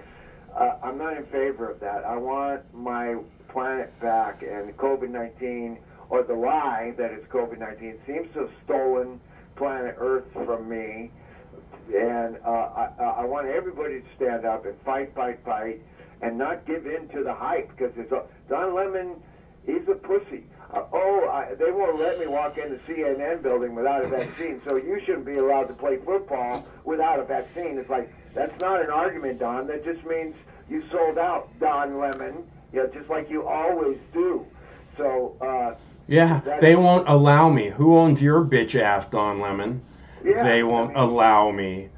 People might as well be drinking cocktails with the Vanderbilt guy. Let me tell you something really simple. Nobody allows me to do a fucking thing on this planet. Okay? I do what I want. Doesn't matter what they want. Same here. But that's the way it should be. It's like live and let live, you know. And you know, as brutal as I am, and as cynical as I am, and as beat up and barbaric as I am, I haven't got to the place where I say live and let die. I won't go to that place. I don't want people You don't to die. really have a question, dude. I mean, it's not really up to you. You know, it's just the facts. Well, You know? we have a choice on our attitude towards life. That's what I'm talking about. It's like, it's not, you know, that song by Paul McCartney, Live and Let Die, you know, when you were young and your heart was an open book, you used to say live and let live. Now, in this ever-changing world that we live in, makes you give in and cry. In other words, makes you sell out say live and let die, and I haven't got to that place yet where I'm going to say, fuck the people dying on the side of the road. I'm going to stop on the side of the road, and I'm going to help them, despite the fact that I'm brutally vicious and not a people person, and I might turn a lot of people off. I haven't got to that point yet where I say live and let die, and I don't think I'm ever going to be at that point. Whatever you do to my brother, you also do unto me. But if you're one of the people hurting humanity and lying to humanity and ripping humanity off and polluting the planet, I'll fight your fucking ass. I will say live and let die to you, but not to the people. That's where I'm at, man. I think we should all recognize the enemy and come together as people, good people. So you didn't give away that card yet, dude? No. What happened to the fifth caller? You had to have a couple calls while I was on the. We didn't get it. We needed $10 more in donations. Oh. Didn't get there. So. Oh well, there's the puppy. One of these days. One of these days. All right, man. Well, I am going to smoke some marijuana and eat my Domino's pizza, and have a good weekend. It's humid and about 88 here. What do you got up there? I don't know. It's a little warm right now for me, but I don't know. Well, take care, my friend, and keep fighting the good fight, and live and let live. And I'll talk to you later. Okay. Talk to you later. Okay, bye. Let's see. Do we have another caller? Another caller. When you were young and your heart was an open book, you used to say, live and let live. You know you did, you know you did, you know you did. But in this ever-changing world in which we're living, makes you give it a try. Dun, dun, dun. To live and let die. Dun. That was the only Roger Moore James Bond movie that I liked. Every other one of them sucked. But that one had Jane Seymour in it. I believe she was 21-year-old Jane Seymour. And she played a tarot card reader. And they spent a lot of time in speedboats. And I thought that was pretty cool. So, and it had like voodoo in it too. It's all kinds of voodoo, so it's kind of like, woo. That was the only one with Roger Moore that was any good at all, in my humble opinion. So, where were we? Right, we do this every Monday through Friday at 7 p.m. Pacific time, which means we'll be back tomorrow. Wait a minute. Monday through Friday. Tomorrow's day off. I'm going to the lake. My Boo Bear's going swimming. Woo! So we do this every Monday through Friday at 7 p.m. Pacific time, which means we'll be back on Monday, same Mox time, same Mox channel. And until then, stay cool, because one of these days, this war is going to end. Stay cool till then. Sometimes life can be a little overwhelming. Sometimes the weight of the world can be too much to bear. Sometimes you need to stop worrying and take a deep breath. Sometimes you need cannabis. Introducing Brightside, high-quality cannabis delivered right to your door. Brightside offers an extensive menu of strains and products to meet your needs. Choose the experience you want, and we'll send you the dankest herb, the real sticky icky, some top-shelf marijuana. If you like what we send you, keep the whole jar. We'll even include some nugs for you to blaze. As part of Discovery, you'll get to try new strains and products. Side effects may include euphoria, increased appetite, uncontrollable giggles, elevated sensitivity to musical dopeness, and reduced anxiety. Tetrahydrocannabinol may also induce feelings of existential well-being and relentless optimism. With a Brightside subscription, you can get it once a month, once a week, or whenever you want, all at a price you'll like. And yes, this is a real company.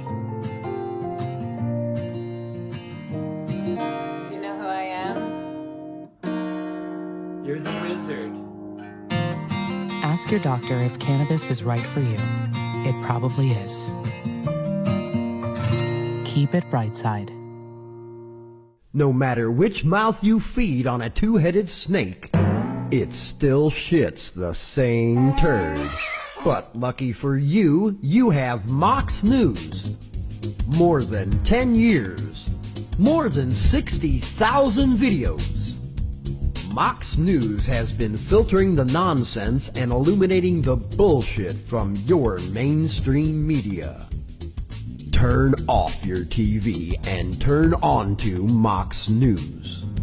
For over a decade, documenting the socio-political events that have etched and carved the pathways that define today's modern mess, Mox News has been providing clarity while faithfully bringing you today's relevant stories 100% commercial-free and subscription-free. And just like Lady Liberty vows to remain free. But at this time, we're asking you for your help, your patronage, and your support to keep the lights on and the videos rolling. For less than 17 cents per day, you can become a basic subscriber, knowing that your donation is truly making a difference that will help continue bringing the news stories that make a difference in your life. Turn on, tune in, and drop a couple dimes today by clicking the link below or visiting moxnews.com and show your support at any level. From a single one-time donation or dedicated monthly subscriber, do it now in less than 2 minutes. All donations are safe, securely processed, and verified using PayPal, Visa, MasterCard, American Express, or Discover Card. As always, we're sure you'll find something of interest each and every day. This holiday season, give the gift of Mox. moxnews.com.